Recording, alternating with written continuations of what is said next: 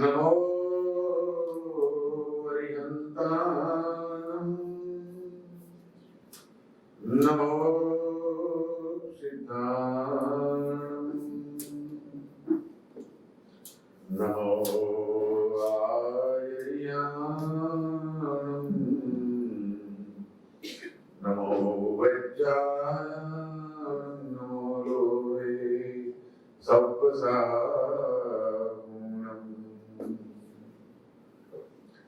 एषो पंचमुक्तारो सर्वपावपणसणो मंगलाणं च सर्वेसिं परमं भवै मंगलम् मंगलं भगवान् वीरो मंगलं गौतमप्रभु मंगलं स्तूयभद्राद्या जैनधर्मोऽस्तु मंगलम्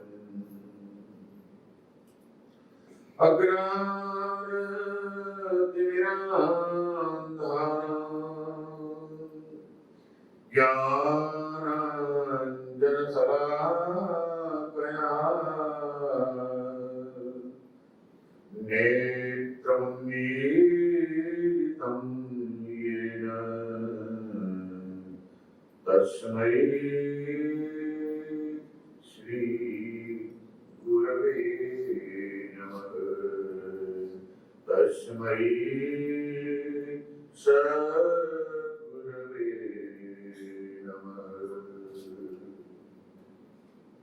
या देवी स्तूयते नित्यं विबुधैर्वेदपारगैः सा मे भवतु जिह्वाग्रे ब्रह्मरूपा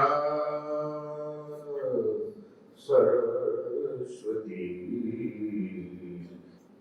न भयं दीनोद्धरणं न भयं साहुन्यावत्सल्यम्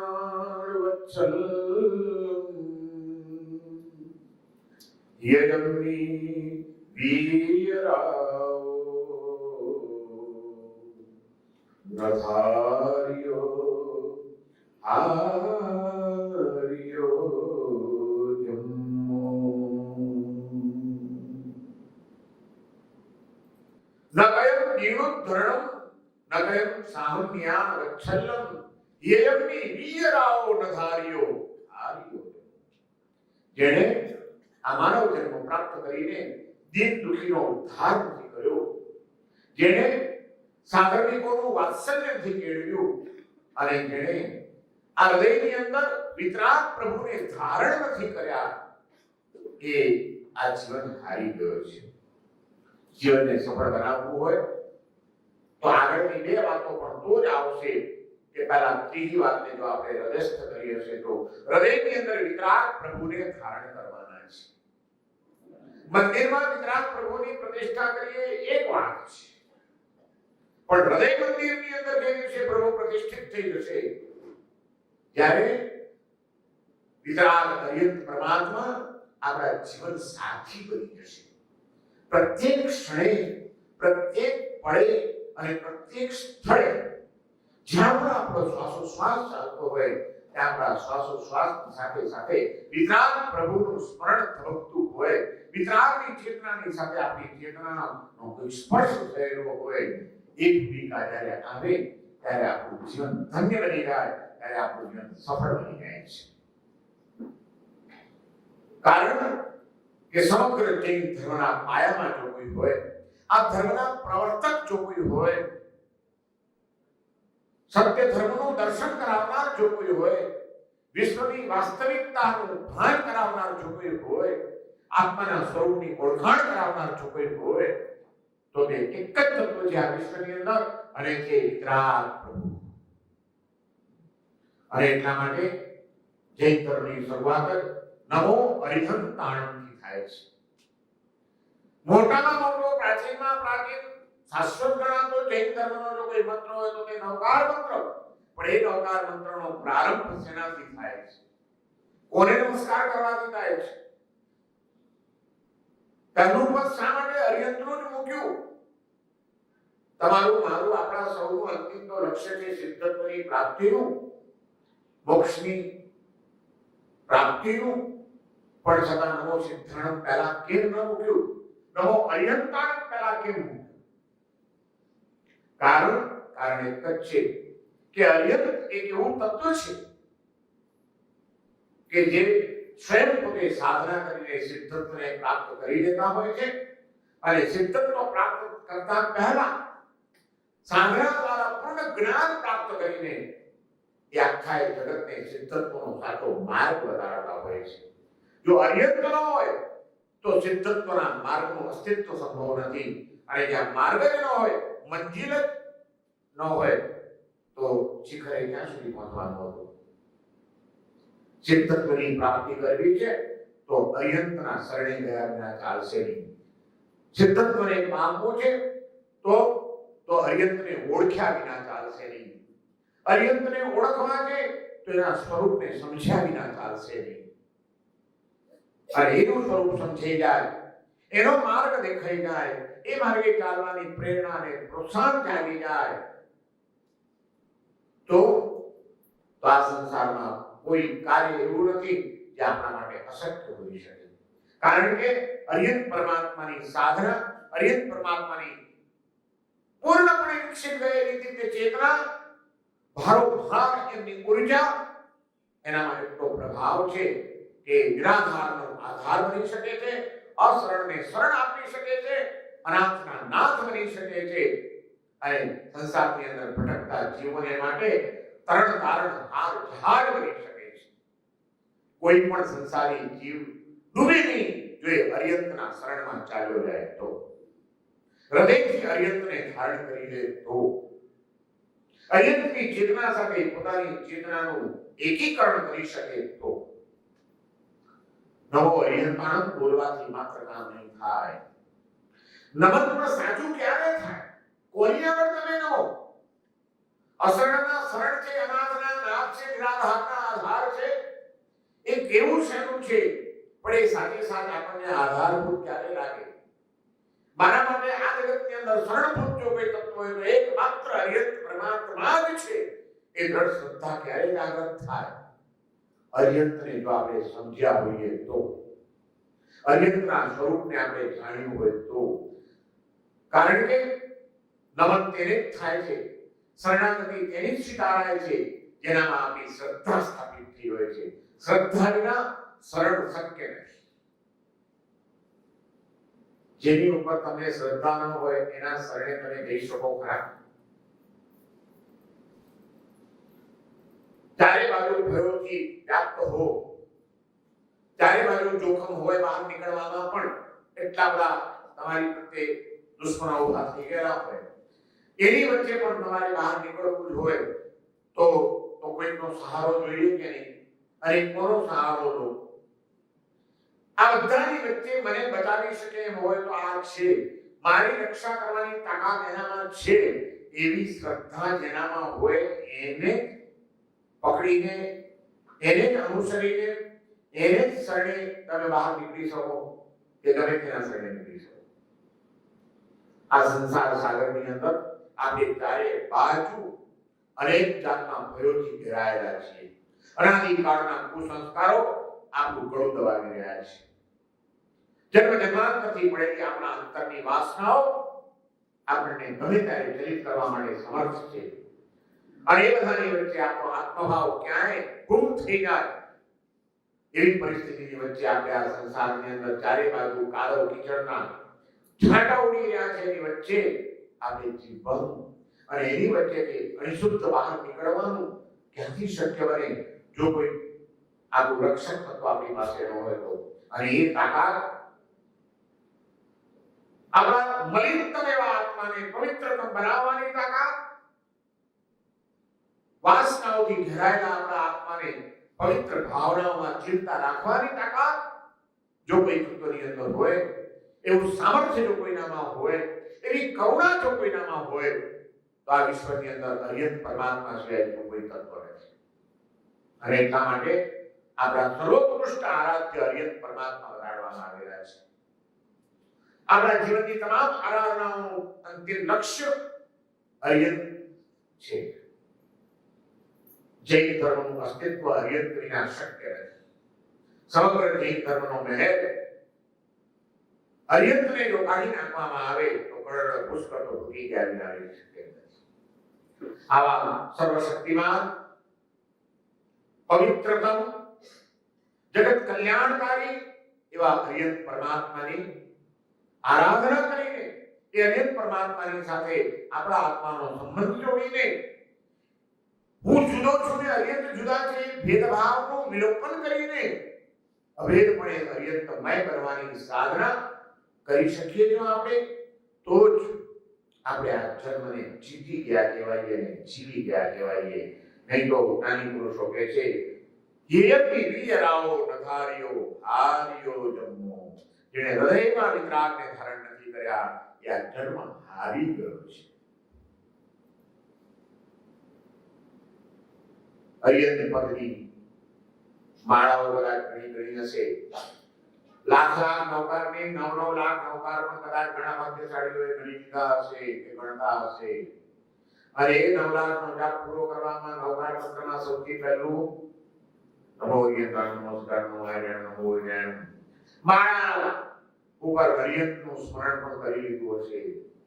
અને એ 9 લાખ નૌકાર એક માળા ઉપર ગણવા દે મળતા ઘસાઈ જાય કે નહીં, તૂટી જાય કે નહીં, ખબર નથી. તમે ને મેં જન્મ જન્માંતરમાં કેટલી માળાઓના મણકા તોડી નાખ્યા હશે. વાણીથી નવો અર્યંતાણ બોલીને સંતોષ માની લીધો છે.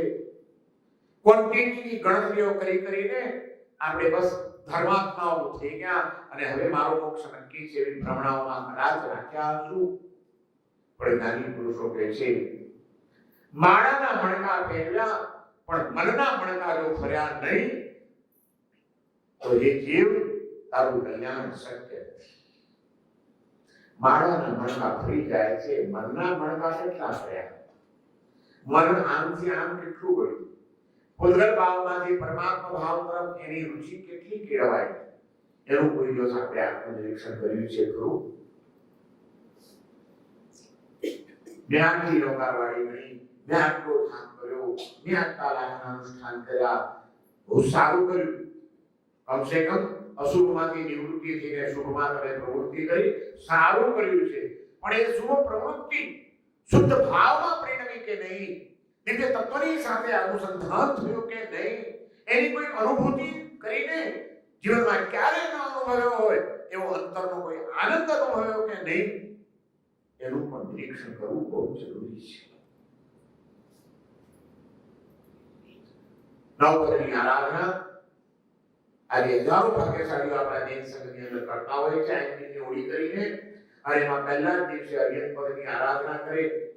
નમો અર્યંતાણમની 20 માળાઓ નવકાર મંત્રની ગણે, સફેદ ધાન્યનું આયંબિલ કરે, અર્યંતના બાદ સાથિયા કાઢે, બાદ ખમાસણા આપે, બાદ રોગસનો ઔષધ કરે, દેવ વંદન કરે, બધી જ ક્રિયાઓ કરે અને આપણે માની લઈએ કે મારી વિધિપૂર્વકની ઓળી ચાલી રહી છે.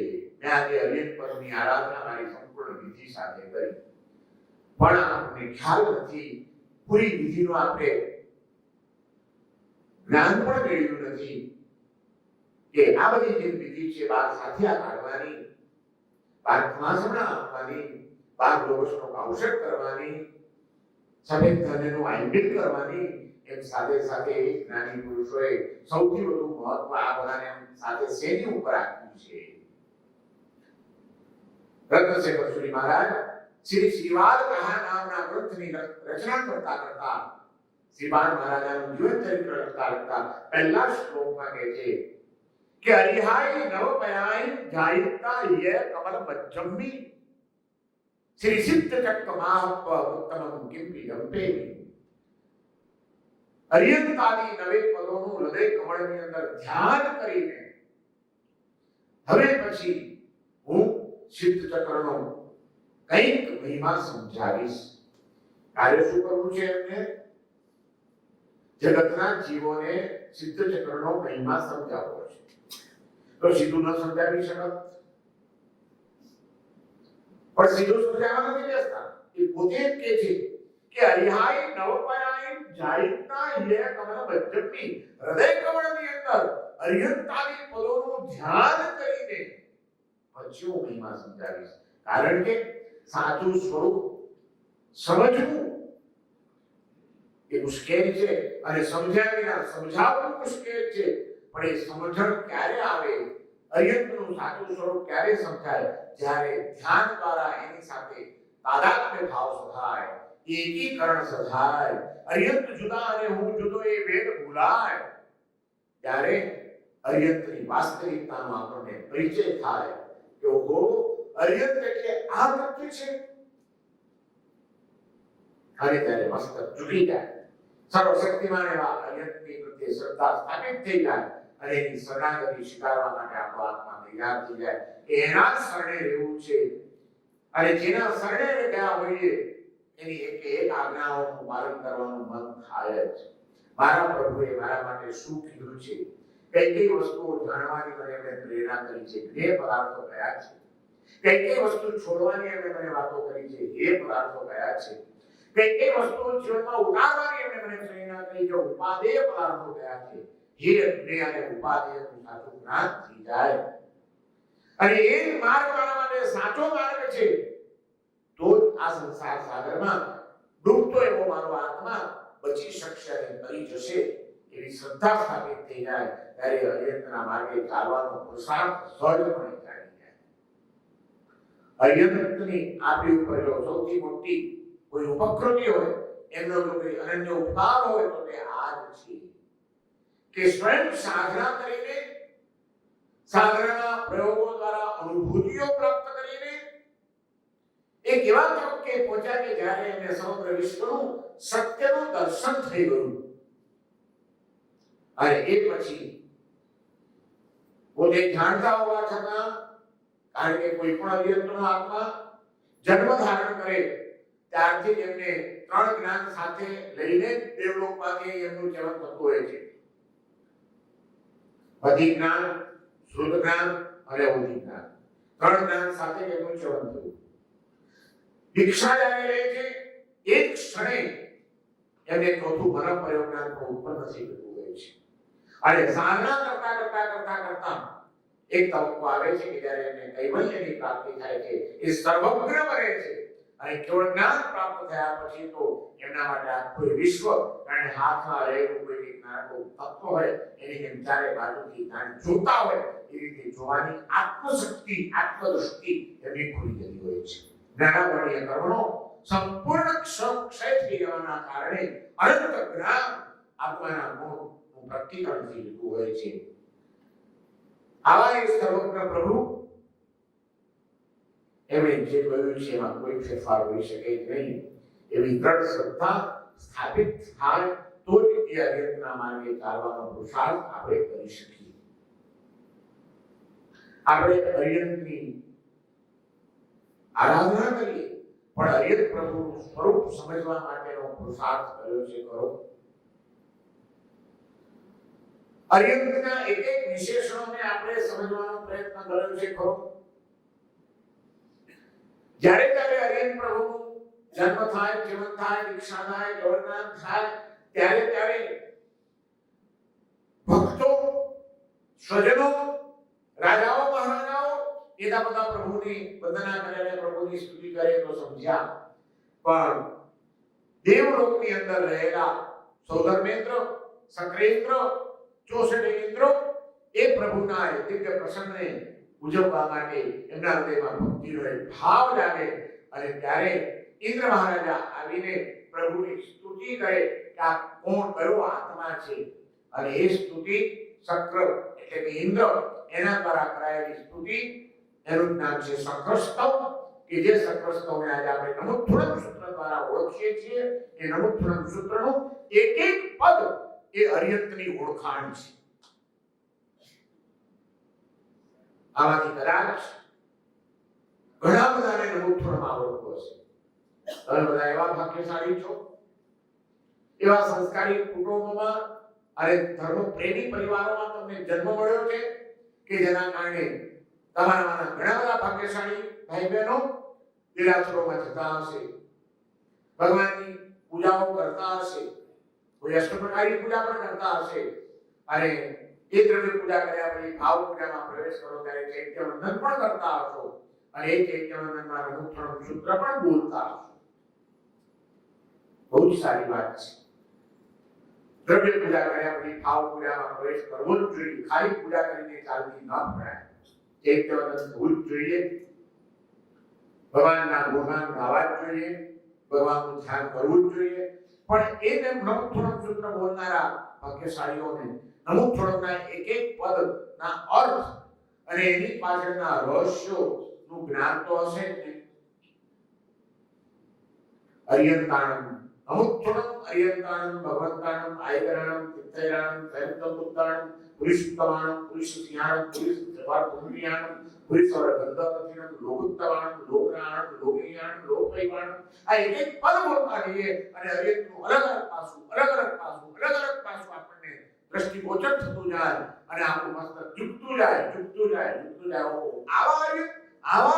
આવા વિતરાગ પ્રભુની આ વિશેષતાઓ અને એ જ્યારે આખો પરિચય થઈ જાય ત્યારે માત્ર મસ્તક નહીં, માત્ર શરીર નહીં, પણ મન વચન અને કાયા ત્રણેય એકીકરણ થઈને સમગ્ર ચેતના અરિહંતના ચરણોમાં ઝૂકી જાય.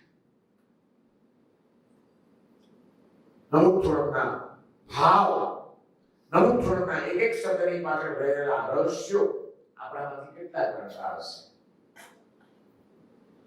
માત્ર ક્રિયાઓમાં આપણે સંતોષ માની લીધો, માત્ર સૂત્રો આવડી ગયા, એ સૂત્રો બોલતા આવડી ગયા, અને એમાં જો કદાચ 5-10 જણા ભેગા બેસીને ચિંતન કરતા હોઈએ અને તમે બહુ સરસ શુદ્ધ રીતે નમોત્થોણમ વગેરે સૂત્રો બોલ્યા હો, અને તે વખતે મારા જેવા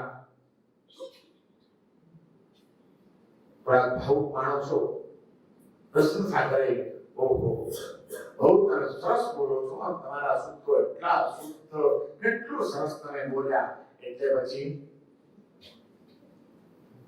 આનંદ થાય, મને તો થાય કોઈ મારા વખાણ કરે.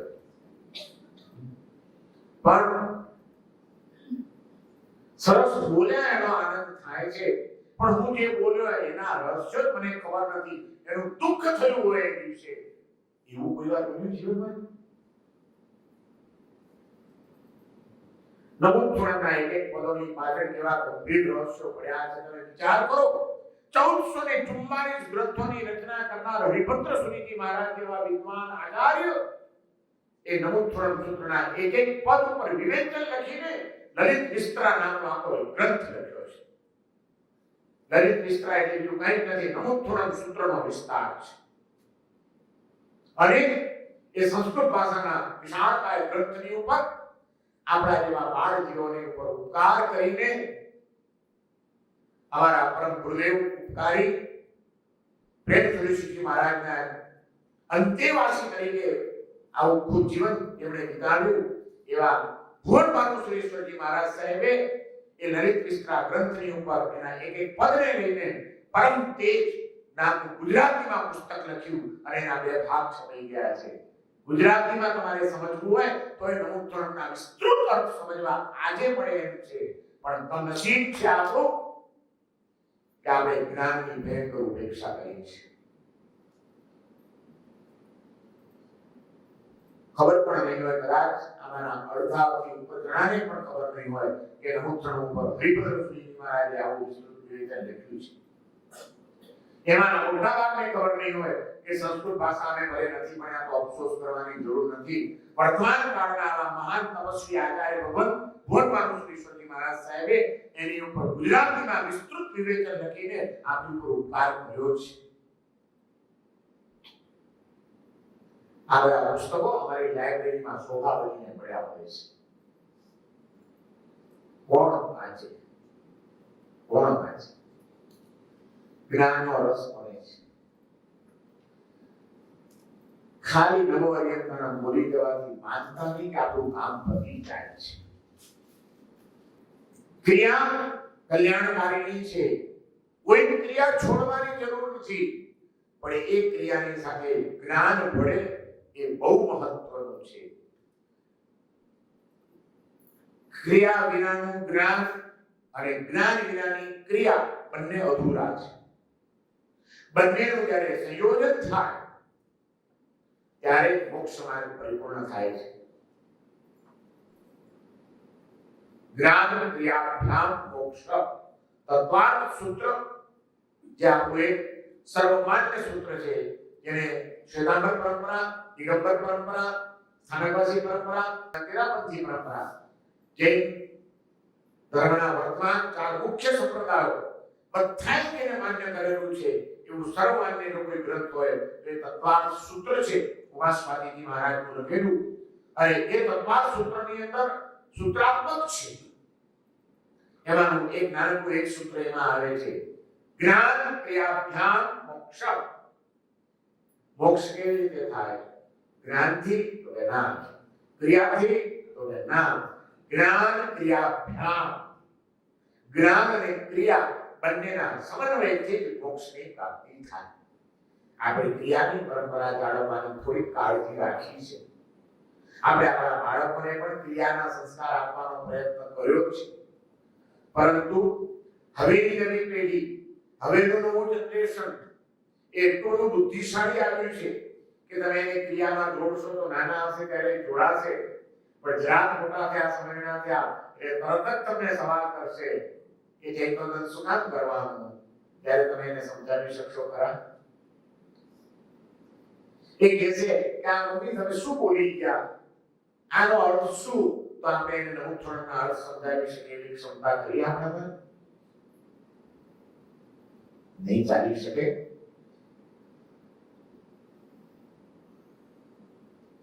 જ્ઞાન પ્રાપ્તિનો પુરુષાર્થ બહુ જરૂરી છે. જો એ જ્ઞાનનો વાતો ન હોત તો તીર્થંકર પ્રભુએ ગણધરોને ત્રિપદી આપીને દ્વાદશાંગીની રચના કરાવવાની કોઈ જરૂર નથી. શા માટે આટલો વિશાળ જ્ઞાનનો સાગર પ્રભુએ જગાડ્યો? દ્વાદશાંગીનું સર્જન સુનાદ કરાવ્યું અને એની ઉપર વાસક્ષેપ નાખીને શા માટે પોતાની મોરછાપ મારી દીધી કે આ જ સાચું છે? એ જ્ઞાન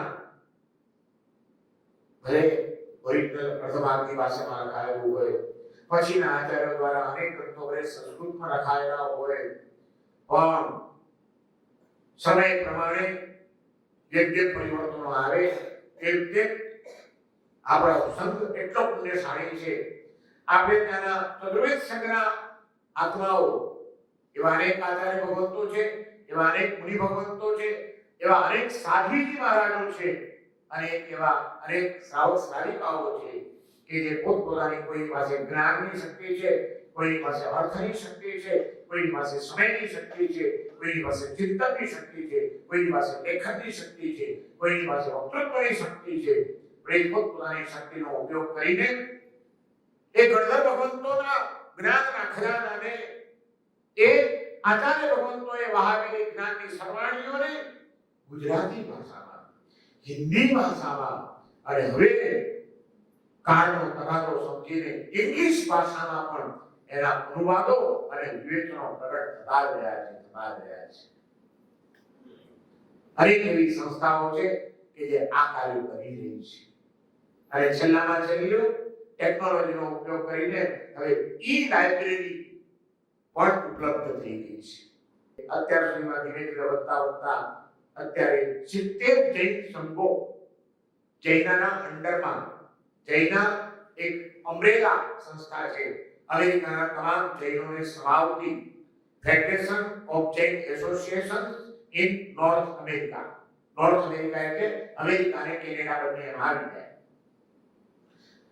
આ federation of Jain association in North America એનું શોર્ટ ફોર્મ છે જૈના.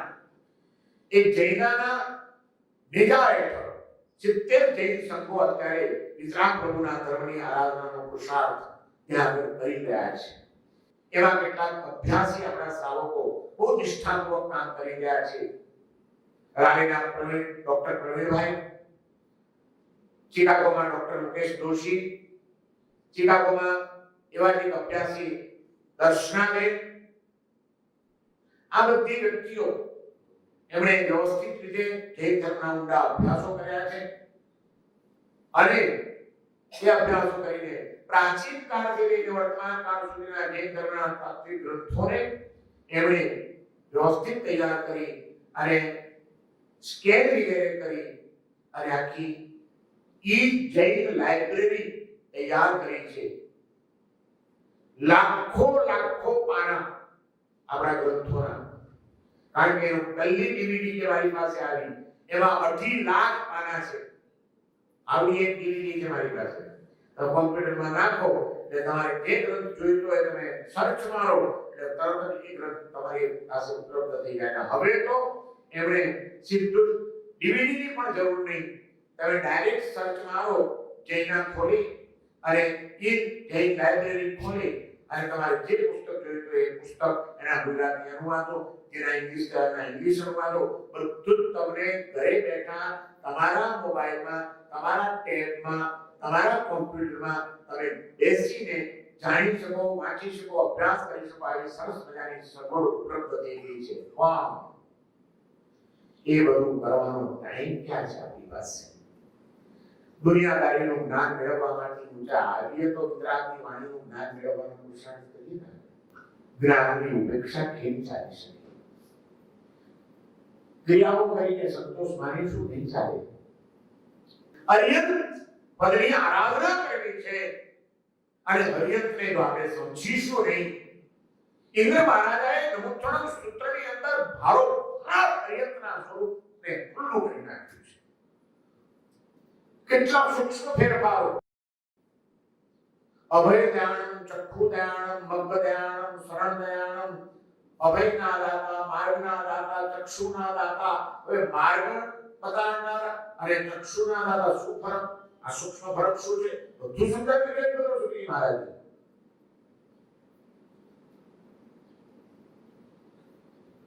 પણ સમજવું પડે, અભ્યાસ કરવો પડે.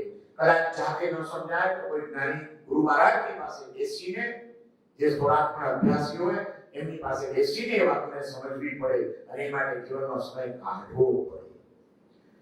જ્યાં સુધી સ્વરૂપ નહીં સમજાય ત્યાં સુધી શ્રદ્ધા સ્થાપિત નહીં થાય વ્યક્તિ પ્રત્યે અને એ વ્યક્તિએ બતાવેલા માર્ગ પ્રત્યે. અર્યંતને ઓળખવાની જરૂર છે. શા માટે એમણે આ બધો પુરુષાર્થ કર્યો? મેં કહ્યું એમ, મતિ, શ્રુત અને અવધિ 3 જ્ઞાન સાથે જન્મ્યા. દીક્ષા લેતા ચોથું ઘણા જ્ઞાન પણ ઉત્પન્ન થઈ ગયું અને એ જ્ઞાનના કારણે જાણતા હતા કે આ જ ભવમાં મારો મોક્ષ નક્કી થવાનો છે. હવે કંઈ ન કરીને સુઈ જાય તો મોક્ષ નક્કી છે તો હેરાન થવાની જરૂર ખરી નહીં. તીર્થંકર પ્રભુની કઈ કરુણા કે ભગવાન મહાવીર 12.5 વર્ષની ઘોર સાધના, ઉગ્ર સાધના, કઠોર સાધના કરીને બસ એક જ જલ્દીથી મારા ઘાતી કર્મનો ક્ષય થાય અને અનંત જ્ઞાન મને પ્રગટ થાય. જ્ઞાનના એ પ્રકાશના વિશ્વનું દર્શન કરી લઉં અને પછી અજ્ઞાનમાં અથડાતા આ જગતના જીવોને એ જ્ઞાનનો પ્રકાશ ફેલાવી દઉં. બધાને સાચો માર્ગ બતાવી દઉં કે આ દુઃખનું કારણ છે, આ સુખનું કારણ છે, આ ખોટો માર્ગ છે, આ સાચો માર્ગ છે. કારણ કે જો જીવો સત્યના માર્ગે નહીં આવે તો બિચારા ક્યારેય સુખી નહીં થઈ શકે. અને મારો આત્મા કલ્પી રહ્યો છે જગતના સરળ જીવોને સુખી કરી દો. બસ કઈ ઉત્કટ કરુણા હશે કે 12.5 વર્ષની સાધના કરીને 42 વર્ષની ઉંમરે કેવળ જ્ઞાન પ્રાપ્ત કરનાર ભગવાન મહાવીર પછીના 30 વર્ષ સુધી વિહારો કરતા રહ્યા. નાના ગામડાઓમાં ગયા, મોટા શહેરોમાં પણ ગયા. નાના કોઈ ભક્તના, કોઈ યોગ્ય જીવના ઘરોમાં પણ ગયા અને ક્યારેક મહાન પટરીઓમાં પણ ગયા, ક્યારેક કોઈ ખેડૂતને ત્યાં પણ ગયા, તો ક્યારેક શ્રેણી મહારાજાના મહેલમાં પણ ગયા, બધે ગયા. ક્યાં ક્યાં ગયા? શાસ્ત્રોમાં વર્ણન આવે છે. ગામ ગયે નગરે વસંતે, ગામડાઓમાં, નગરોમાં, નાના નાના પરાઓમાં, થોડાક ઘરોની વસ્તી જ્યાં હોય એવાઓમાં બધે ગયા. અને બધે જઈને શું કર્યું ભગવાને? સત્યમગ્ન હે, ભગવાને આત્માની શાંતિનો માર્ગ બતાડવાનો પુરુષાર્થ કર્યો. કારણ કે એમણે જોયું કે જગતના બધા જીવો બધું વાંચતા અશાંતિમાં સળગી રહ્યા છે. બસ એને સાચી શાંતિનો માર્ગ ચીંધી દો, એને કલ્યાણના માર્ગે ચાલતા કરી દઉં. આ જગતના જીવો દુખી ન રહેવા જોઈએ, બધા સુખી થઈ જાય તો કેવું સારું. જગતના સર્વ જીવોને સુખી કરવાની ઉત્કટ કરુણાએ આવા તીર્થંકર પ્રભુને રોજ પુરુષાર્થ કરાવ્યો. પ્રભુ એક જીવના ઉદ્ધાર માટે પણ દોડ્યા છે, 10 નહીં. અને હજારોની સભાની અંદર બેસીને પણ એ જ કરુણા ભાવથી દેશના આપી છે. અને એટલું નહીં, 30 વર્ષમાં એક પણ દિવસ એવો નથી ગયો કે જે દિવસે દેવતાઓએ સમોસાની રચના ન કરી હોય, જે દિવસે બાર પર સદા ન ભરાઈ હોય, અને જે દિવસે પ્રભુએ એક પ્રહર સવાર સાંજ દેશના આપી હોય. ભગવાન નામે રોજ એક પ્રહર દેશના આવે, 3 કલાક એક દારૂ નોન સ્ટોપ પ્રભુ મહાવીર બોલતા જ રહે. એને શું થાક નહીં લાગે? આ રોજ કેટલો ઉપદેશ આપો, દર રવિવારે અઠવાડિયાના એક દિવસ આપીશ, એને સારું આવતું નતા કહી શકતા. સામાન્ય લોકોને પુરુષાર્થ કરો. એનું કારણ બતાવ્યું છે. તત્વાર સૂત્રની રચના કરનાર સ્વામીજી મહારાજે તત્વાર સૂત્રની રચના કરી, પણ એની આગળ ચુડિકા બનાવેલી છે. અને એ ચુડિકામાં આ વાત લખેલી છે કે તીર્થંકરો સુકાન દેશના આપતા હતા. સામાન્ય એમણે ધર્મકીર્તનની સ્થાપના કરી. કૃતકૃત્યોપી ભગવન, આ તત્વાર સૂત્રની કારિકાનો શ્લોક છે. કૃતકૃત્યોપી ભગવન જગત હિતાય પ્રવર્તયામાસ તીર્થમિદમ. પોતે કૃતકૃત્ય થઈ ગયેલા હોવા છતાં પણ કૃતકૃત્યોપી ભગવન, પોતે કૃતકૃત્ય છે, બધું કરી લીધું છે, સાધનાઓ કરી લીધી છે, કેવળ જ્ઞાન મળી ગયું છે, અને મોક્ષને કિંચ છે, કાંઈ ના કરે તો પણ શું કામ કર્યું? કૃતકૃત્યોપી ભગવન જગત હિતાય, જગતના કલ્યાણ માટે, જીવોના કલ્યાણ માટે પ્રવર્તયામાસ તીર્થમિદમ, આ શાસનની સ્થાપના કરી. આ તીર્થને વહેતું કર્યું. રોજ દેશનાઓ આપતા રહ્યા. તમારા અને મારા કલ્યાણની ચિંતા પ્રભુએ કરી, જેની આપણે કોઈ દિવસ પરવા નથી કરી, જેની આપણે કોઈ દિવસ ભક્તિ નહોતી કરી, જેની તરફ આપણે કોઈ દિવસ ધ્યાન નહોતું આપ્યું, અને કદાચ કેટલી વાર જે પ્રભુની આપણે આસાધનાઓ કરી હશે, એવા આપણા જેવા અધમ આત્માઓના કલ્યાણ માટે પણ પ્રભુએ શુભ ભાવ કર્યો કે આ જીવ પણ દુઃખી ન રહેવો જોઈએ, એનું કલ્યાણ થઈ જવું જોઈએ, એ જલ્દી આ સંસારમાંથી બહાર નીકળી જવો જોઈએ. ખોટો અશાંતિમાં ભૂલી રહ્યો છે, ખોટો રાગ દેશની અંદર કર્મબંધન કરી રહ્યો છે, અને એ કર્મબંધનના કારણે કેવા દુઃખોથી પીડાવાનો છે. આ કોઈ પણ હિસાબે મારે આ બધા જીવોને જલ્દી દુઃખમાંથી મુક્ત થવાના માર્ગે દોડતા કરી દેવા જોઈએ. આવી સતત જેની કરુણા વહેતી જ રહી. આવો સાક્ષાત કરુણાનો પુંજ જો કોઈ હોય તો એક જ માત્ર અનંત પરમાત્મા છે. આવો કરુણાનો પુંજ આપણને જો કોઈ મળ્યો હોય તો ભગવાન મહાવીર મળ્યા, કે જેણે સૌના સુખની જ ચિંતા કરી, પોતાના સુખને છોડી દઈને, પોતાના આરામને ગૌણ કરી દઈને આપણા માટે સતત પુરુષાર્થ કર્યો. એક ગામથી બીજે ગામ વિહારો કરતા રહ્યા. રોજ સમોસણમાં બેસીને 3 કલાક સુધી દેશનાઓ આપતા રહ્યા.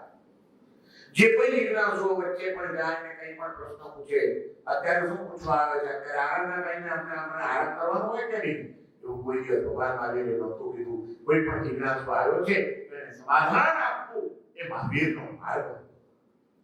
કઈ કરુણા હશે તમે વિચાર કરો. આવા કરુણામૂર્તિ સર્વજ્ઞ અને વિતરાગ પ્રભુ એ જ મારા માટે આધારભૂત છે, એ જ મારા માટે શરણભૂત છે. એ વાત જે દિવસે આપણને સમજાઈ જાય એ દિવસે એમની શરણાગતિ સ્વીકારવાની ભૂમિકા આપણી તૈયાર થઈ જશે.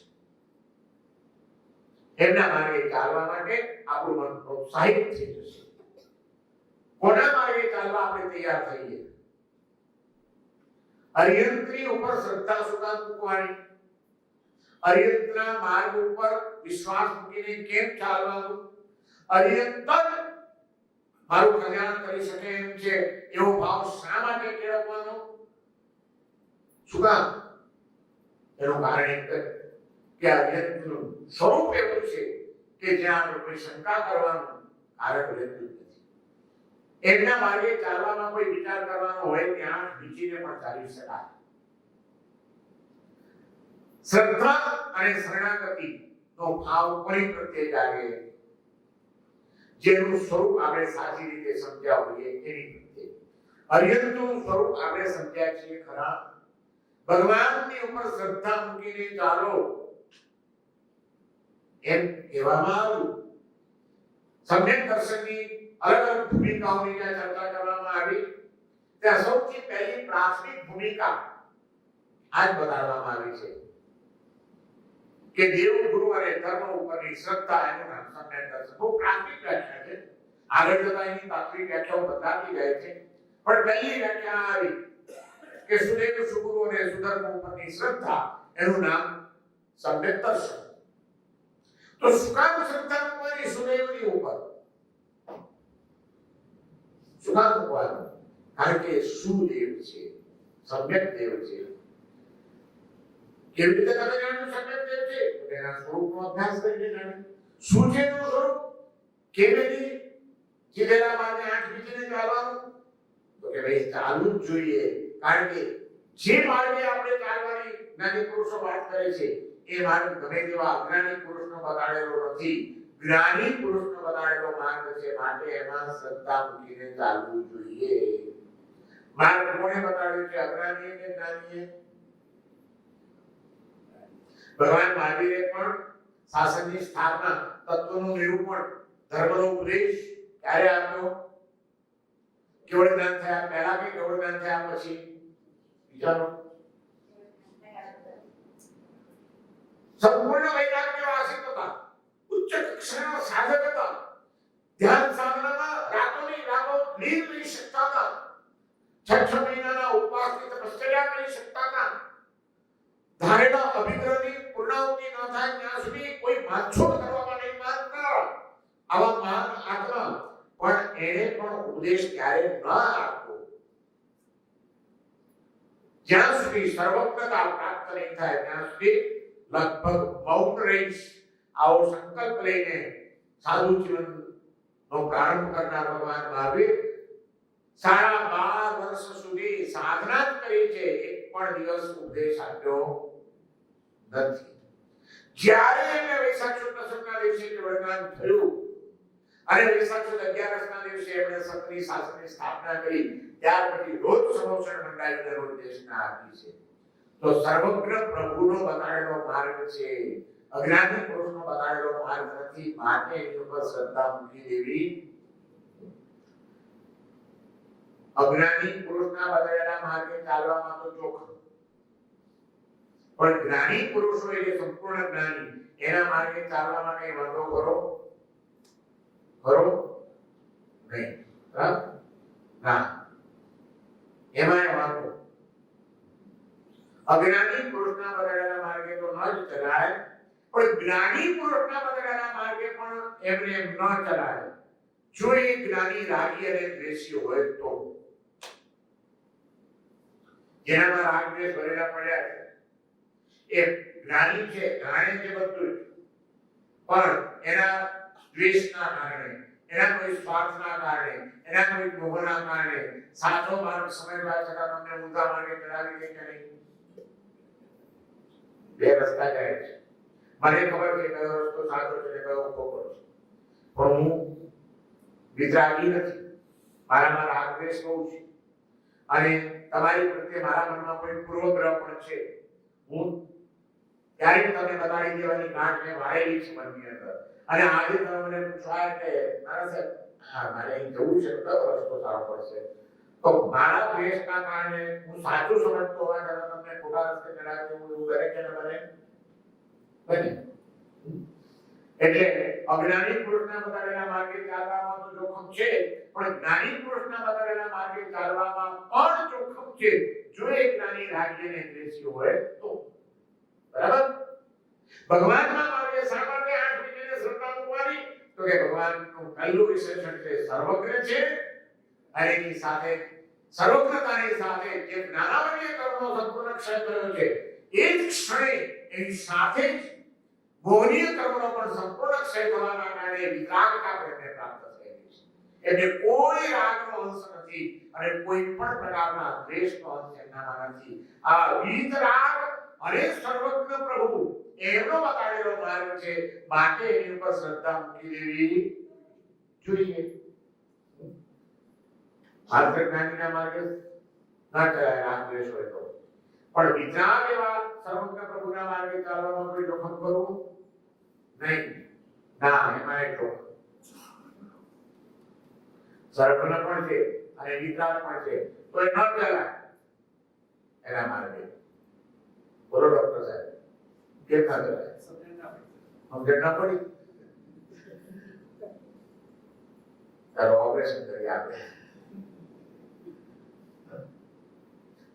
સર્વજ્ઞ પણ છે અને વિતરાગ પણ છે એને કોઈ રાગદ્વેષ નથી અને એ સમજે પણ છે પણ જગતના જીવોને તારવાની એનામાં શક્તિ નથી. અશક્ત માણસ છે તો અશક્ત માણસની પાછળ અનુસરાય કરવું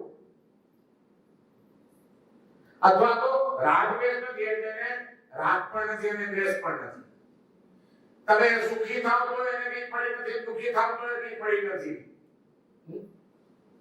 એને કઈ લાગતું પડતું નથી એ તો શુષ્ક હૃદયના છે જેને આપણે કઈ લાગતું પડતું ન હોય, આપણને સુખી કરવાની ભાવના ન હોય, આપણું કલ્યાણ કરવાની ભાવના ન હોય અને એ ભલે જ્ઞાની હોય ને વિતરાગ છે ને શુષ્ક થઈને બેઠા હોય એને અનુસરાય કોઈ દિવસ? જેને આપણી પડી ન હોય જેને તમારી પડી ન હોય જેને તમારી પડી ન હોય એને આપણે અનુસરીએ ના. સીધી વાત છે. ભગવાનના માર્ગ ઉપર શા માટે શ્રદ્ધા મૂકવાની? એટલે ત્રીજું વિશેષણ આપ્યું કે ભગવાન સર્વજ્ઞ છે, ભગવાન વિતરાગ છે અને ભગવાન કરુણામૂર્તિ છે.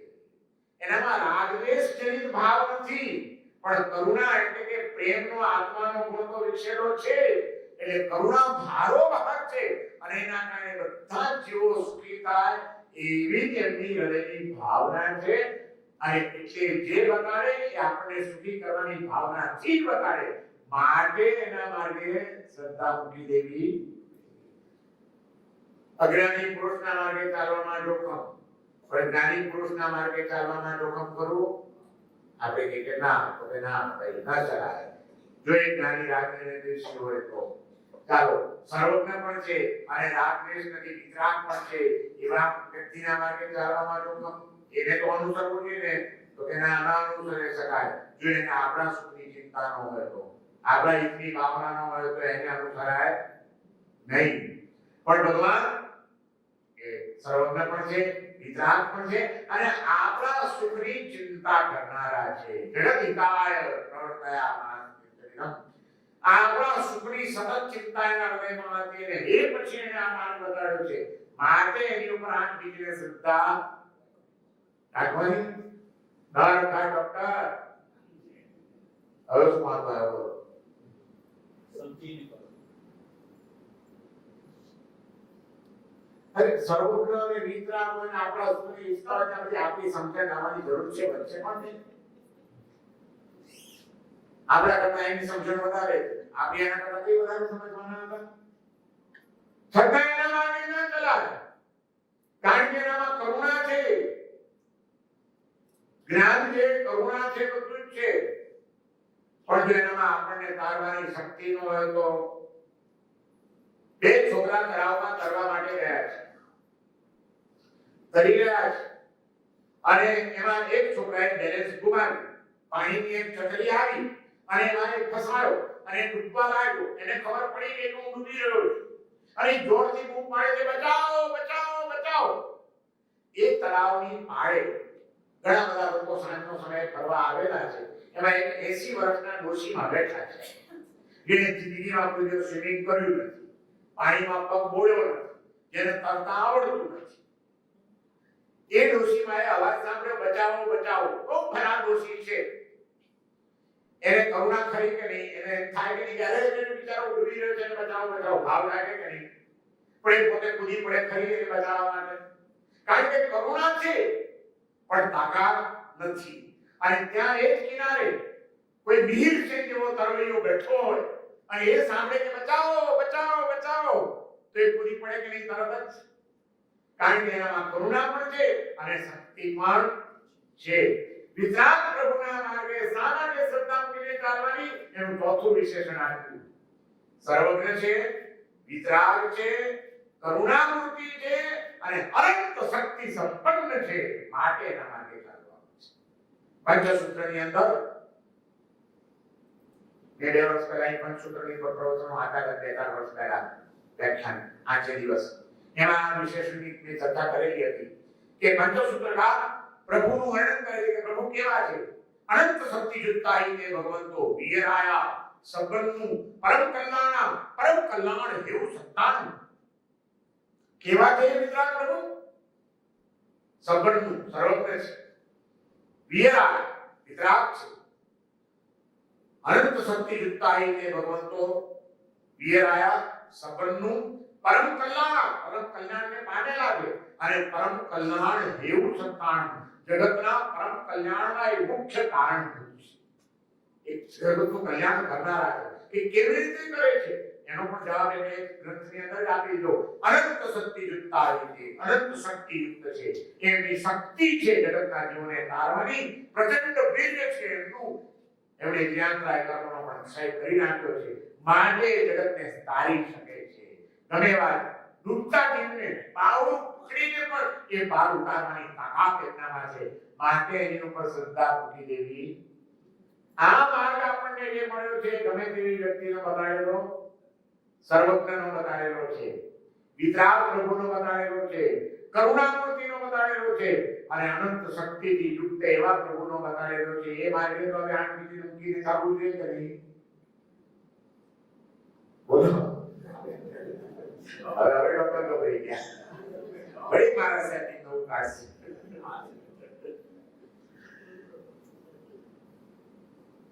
કેટલું અદ્ભુત સ્વરૂપ આપણા તીર્થંકર પ્રભુમાં આપણને બતાડવામાં આવ્યું છે. તમે વિચારો કે કેવા છે આપણા ભગવાન, કોને મળે કેટલો પુણ્યનો ઉદય હશે આપણો પ્રચંડ, ત્યારે આપણને અર્યંત જેવા આરાધ્ય દેવ મળ્યા છે. આ જગતની અંદર આવું સ્વરૂપ બીજા કોઈ ધર્મની અંદર કોઈ દેવનું બતાડવામાં આવ્યું નથી. ક્યાંક ને ક્યાંક રાગ દ્વેષ જોવા મળશે, ક્યાંક ને ક્યાંક અજ્ઞાનનો અંશ જોવા મળશે, ક્યાંક ને ક્યાંક શક્તિહીન એવી એની પરિસ્થિતિઓ જોવા મળશે. આપણા પ્રભુ તો પડે પડ જગતનું કલ્યાણ કરવાની ભાવના જેના હૃદયમાં સતત ઝબકી રહી છે. કોઈ ક્ષણ એવી નહીં હોય કે જ્યારે સવી જીવ કરું શાસન રસી એસી ભાવ દયા મન ઉલ્લસી. એ ભાવના આવે હોય કે ક્યારે બધા જીવોને ધર્મના રસ્તે ચડાવી દઉં, ક્યારે બધાને સુખી કરી દઉં. એ જ ધન્ય છે, એ જ મારી ક્ષણો ધન્ય છે. આવો ભાવ સતત જે પ્રભુના હૃદયમાં હોય એ પ્રભુ કયું કલ્યાણ ન કરી શકે તમારું ને મારું? કયું કલ્યાણ ન કરી શકે? અર્યંતને આપણે ઓળખ્યા છે ખરા, નમો અર્યંતાણ માળા ગણ્યા કરીએ છીએ. આ માળા ગણીને આપણા ભક્તોથી હવે માળાએ થાકી ગઈ. ભગવાન તો થાક્યા, માળાએ થાકી ગઈ.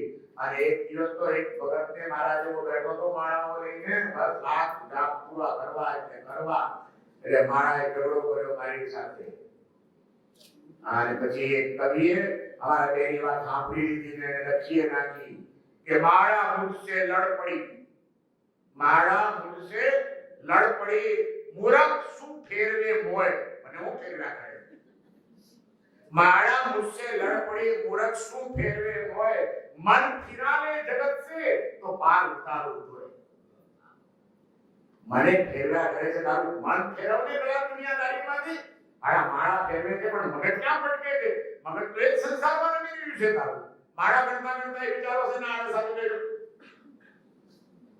એક નૌકાવાળી આખી દેરાસરમાં બેસીને ભગવાન સામે આમ ઘણી હોય અને એક પણ વિચાર ના આવ્યો હોય કે આ 3 દિવસમાં કેટલી વાર ગયો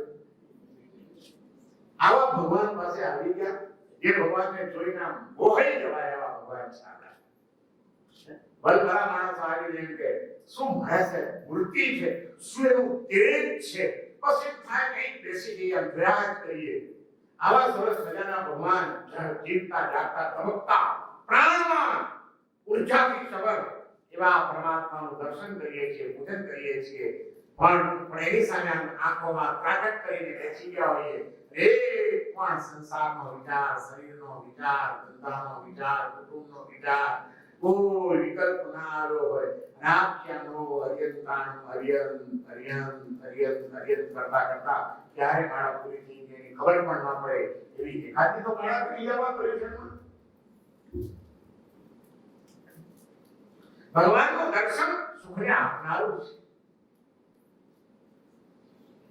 ભગવાન વાલા લાગે અને વાલો મળી જાય ત્યારે કોઈની યાદ પછી વચ્ચે આવે ફરીથી આજે પૂછું ગઈકાલે પૂછ્યું કોઈને પ્રેમ કર્યો તો આજે પૂછ્યું કોઈ વાલું લાગ્યું છે તો મને બહુ વાલો છે કે તું મને બહુ વાલી છે તો કોઈને કીધું તું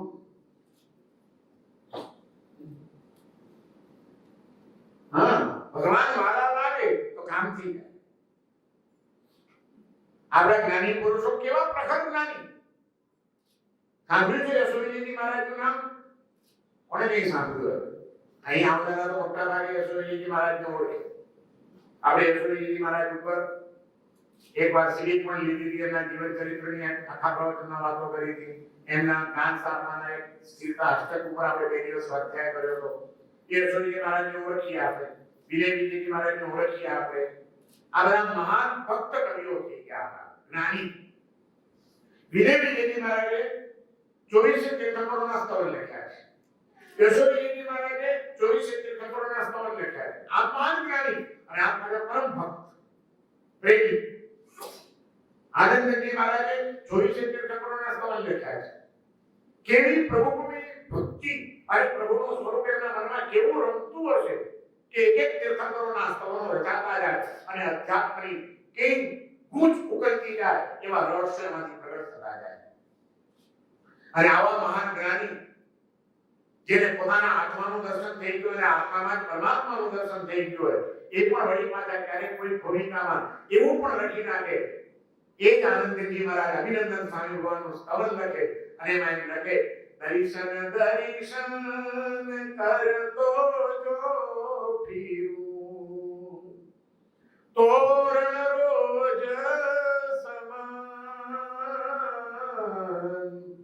હે ભગવાન તારા દર્શન માટે દર્શન દર્શન ક્યાં દર્શન મળે ક્યાં દર્શન મળે ક્યાં દર્શન મળે એમ ભટકી રહ્યો છું અને જ્યારે એ મારી સ્થિતિ જોઉં છું મારો વરોબા ત્યારે મને એમ લાગે કે જગતમાં રખડતા રોજ જેવી મારી હાલત છે તારા દર્શન માટે વલખા મારું છું હરણ્યું જેમ જાનવાના જળની પાછળ દોડતું જાય અને પાણી માટે વલખા મારે એમ હે પ્રભુ હું તારા દર્શન કરવા માટે વલખા મારી રહ્યો છું રણમાં રખડતા રોજ જેવો છું એવું એમને વ્યક્ત થઈ જાય વેદન એ ભગવાન માટેની એના દર્શન માટેનો વલસાડ કેવો છે અને એમ કરતા કરતા ક્યારેક એવા કોઈ જ્ઞાની પુરુષને જ્યારે ભગવાન દેખાઈ જાય ભગવાન ભાલા લાગી જાય અને ભગવાનને જોઈને સુખ સુખ સુખની અનુભૂતિ થઈ જાય ત્યારે પાછા એની પણ અનુભૂતિ વ્યક્ત થઈ જાય કે નહીં એટલાય બધાને સ્તવન આવડતું હશે જગ જીવન જગવાલો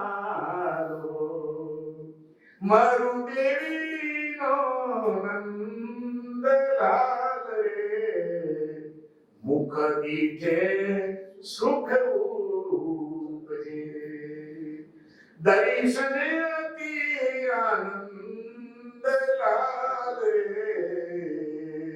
જગ જીવન જગવાલો ગાયું છે ને સ્તવન આમ લાગ્યું તો હે ભગવાન તમે જગતનું જીવન છો, આખા જગતમાં વાલામાં વાલા હો તો તમે છો પ્રભુ, તમે છો.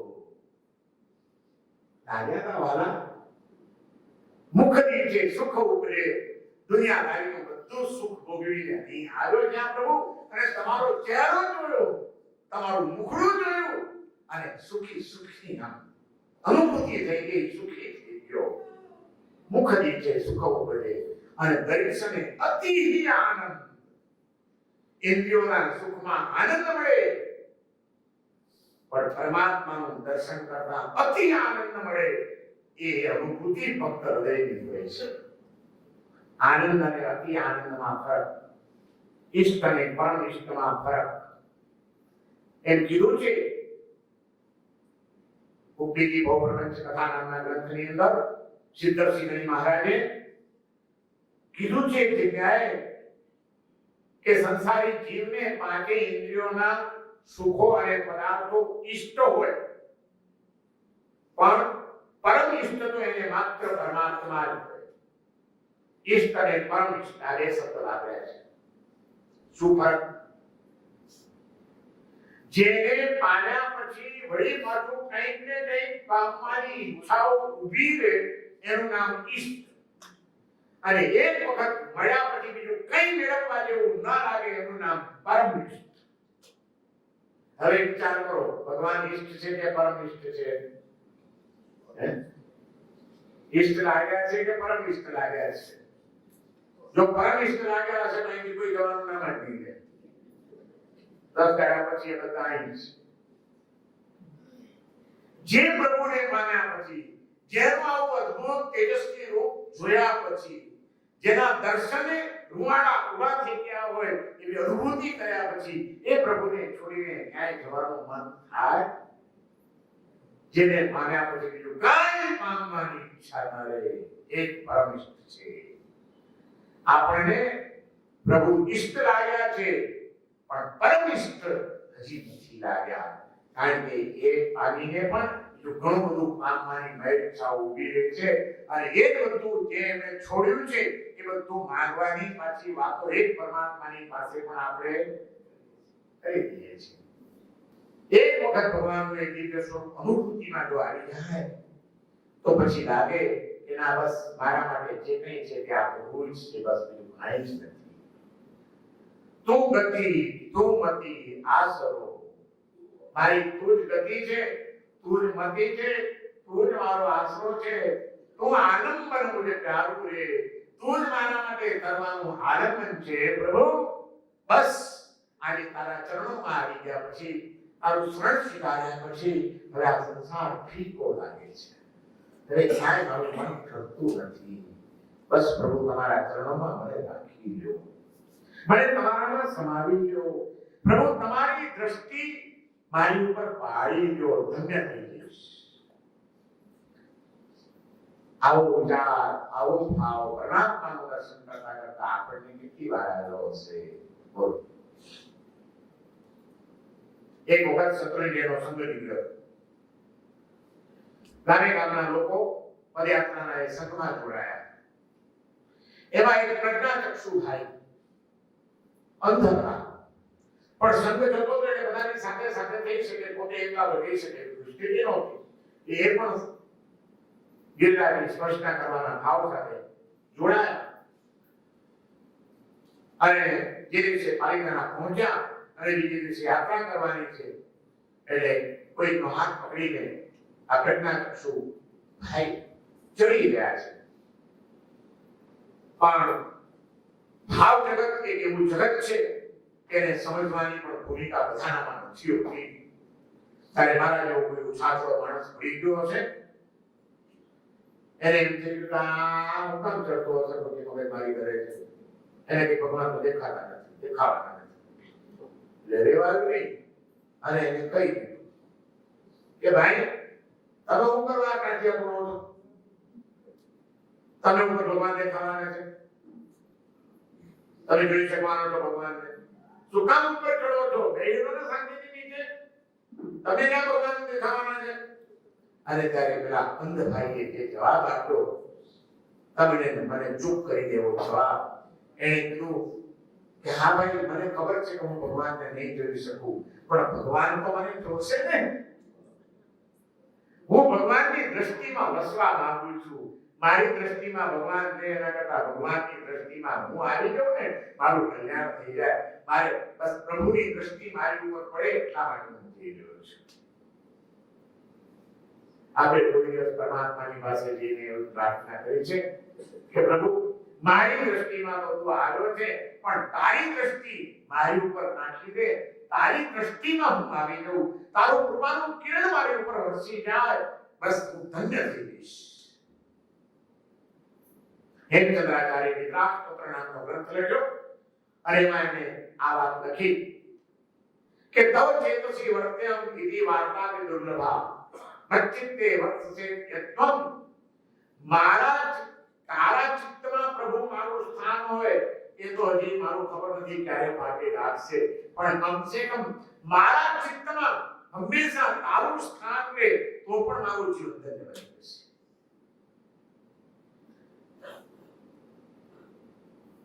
આપણા હૃદયમાં ભગવાન હોય એ પણ પુણ્યના ઉદયની નિશાની છે. અને જે દિવસે ભગવાનના હૃદયમાં આપણું સ્થાન થઈ જાય એ દિવસે તો આપણું કલ્યાણ થઈ જાય. કેવા કેવા આત્માઓને આવું પુણ્ય જાગૃત થયું હશે, કેવા કેવા આત્માઓ હશે. હું એમ કહું કે દંડકોશીઓ નાગ કેટલો ભાગ્યશાળી હશે કે જેના કસાયોની આગ ઠારવાનો વિચાર પ્રભુના હૃદયમાં આવ્યો હશે અને પ્રભુ સામેથી એની આગ ઠારવા માટે રહ્યા હશે. અરિયંતને જુદા જુદા સ્વરૂપે આજે મારે તમારી સમક્ષ રજૂ કરવા છે. આપણે છેલ્લી 15 મિનિટ આજે અરિયંતનો જાપ પણ કરવાના છીએ, આંખો બંધ કરીને. અને તે વખતે એક એક વખત બોલીએ નમો હરિહંતાણમ, અને અરિયંતનું એક સ્વરૂપ નજર સામે આવે, બીજું સ્વરૂપ નજર સામે આવે, ત્રીજું સ્વરૂપ નજર સામે આવે, એવું ધ્યાન આજે આપણે કરવાનું છે. પણ એ માટે ભગવાનના વિવિધ સ્વરૂપોની આપણને ખ્યાલ હોવો જોઈએ કે ભગવાનના હૃદયમાં કરુણા કેવી ઉત્કટ હશે. એક ચંડ કૌશિક જેવા ઝેરીલા નાગનો ઉદ્ધાર કરવા માટે પ્રભુ સામેથી ગયા હશે. તીર્થંકરોને માટે એમ કીધું છે કે તીર્થંકરોની કરુણા ક્યારથી હોય? ક્યારથી હોય તીર્થંકરોમાં કરુણા? કેવળ જ્ઞાન થયા પછી જ કરુણા જાગે? પૂર્વના ત્રીજા ભાગમાં જ્યારે તીર્થંકર નામ કર્મ નિકાચિત કરે ત્યારે એ નિકાચિત તીર્થંકર નામ કર્મ બંધાય વિસ્થાનકમાંના કોઈ પણ એક પદની આરાધના. કોઈ પણ તીર્થંકર થવાનું નામ કર્મની માધે પુણ્ય કર્મ, કારણ કે જગતનું કલ્યાણ કરવા માટે પણ પુણ્ય જોઈએ, અતિશયો જોઈએ. એ ઉત્કૃષ્ટ પુણ્ય કર્મ બંધાય કેવી રીતે? તેના 20 આરાધનાના માર્ગો છે, જેને વિસ્થાનક પદની આરાધના આપણે કહીએ છીએ. કોઈ પદની આરાધના કરીને, કોઈ પદની આરાધના કરીને, કોઈ પદની આરાધના કરીને તીર્થંકર નામ કર્મ બાંધી શકે. પણ દરેક તીર્થંકરો એ જે બાંધેલું તીર્થંકર નામ કર્મ છે એને નિકાચિત ક્યારે કરે કે હવે અવશ્ય એમાં ફેરફાર થશે કે એને ભોગવવું જ પડશે, તીર્થંકર થવું જ પડશે. એ નિકાચિત ક્યારે કરે? પૂર્વના ત્રીજા ભાગમાં. અને એ પૂર્વના ત્રીજા ભાગમાં જ્યારે નિકાચિત થાય તીર્થંકર નામ કર્મ, એ કયા ભાવના કારણે થાય? उत्कृष्ट करुणा जगतना जीवो प्रत्येक सभी जीव करू शासन रसी ऐसी भाव दया मन उल्लसी स्नातक ઉદ્યામાં ભણાવો છો ને એનો અર્થ શું? તીર્થંકરને તીર્થંકર બનાવનાર તત્વ કયું? તીર્થંકર નામ કર્મ કોઈને અહિત પત્ની આરાધનાથી બતાય, કોઈને સિદ્ધ પત્ની આરાધનાથી બતાય, કોઈને વૈયાવત પત્ની આરાધનાથી બતાય, કોઈને ગૌતમ પત્ની આરાધનાથી બતાય, કોઈને જ્ઞાન પત્ની આરાધનાથી બતાય. નામ કર્મ બંધાવવાના 20 રસ્તાઓ, પણ એને નિકાચિત કરવાનો રસ્તો એક જ, અને એ છે ઉત્કટ કરુણા. એનો અર્થ એ થયો કે અનંતા જે તીર્થંકરો થયા એ બધાય તીર્થંકરોની માતા કોણ? કરુણા એ તીર્થંકરની માતા છે, જે તીર્થંકરને ખરેખર જન્મ આપે છે. પૂર્વના દુનિયામાં જ્યારે ઉત્કટ કરુણા થાય ત્યારે આવી ઉત્કટ કરુણા જેના હૃદયમાં ભરેલી પડી હોય અને અવધિ જ્ઞાનથી જાણતા હોય છતાં ભગવાન એક ઝેરીલા નાગના રસ્તે જંગલમાં જવા તૈયાર થાય છે, એની કરુણા કઈ હશે? નમો અર્યંતાણ બોલીએ અને એ જ વખતે આપણને ચંડ કૌશિકને પ્રતિરોધ કરવા માટે આ વક્તાએ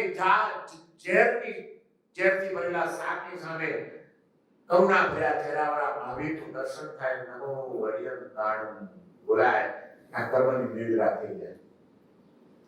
શાંતિલાલ સાહેબ આ પ્રસંગને બહુ સરસ શબ્દોમાં રજૂ કર્યો છે.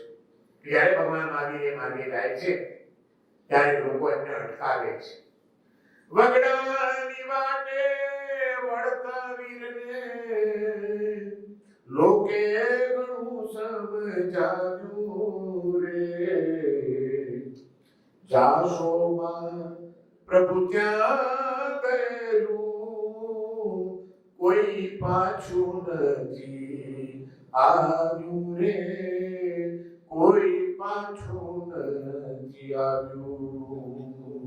ભગવાન નોંધેલો કે ગયા કોઈ પાછા નથી આવ્યા, બધાને ખબર ના કાઢ્યા, ખતરનાક સાપ છે નહીં જતા રસ્તે, એમ લોકો અટકાવે છે.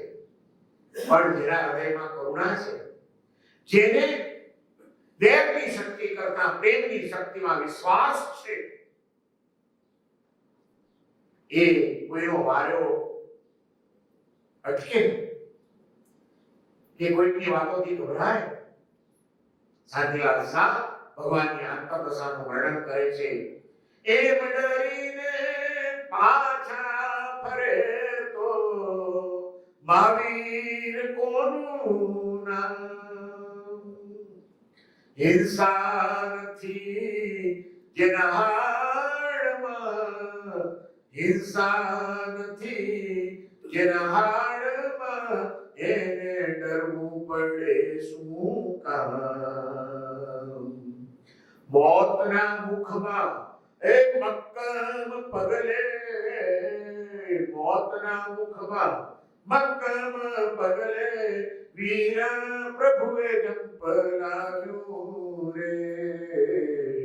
ચારસોમાં પ્રભુ ત્યાં ગયેલું કોઈ પાછું નથી આવ્યું રે, કોઈ પાછું નથી આવ્યું.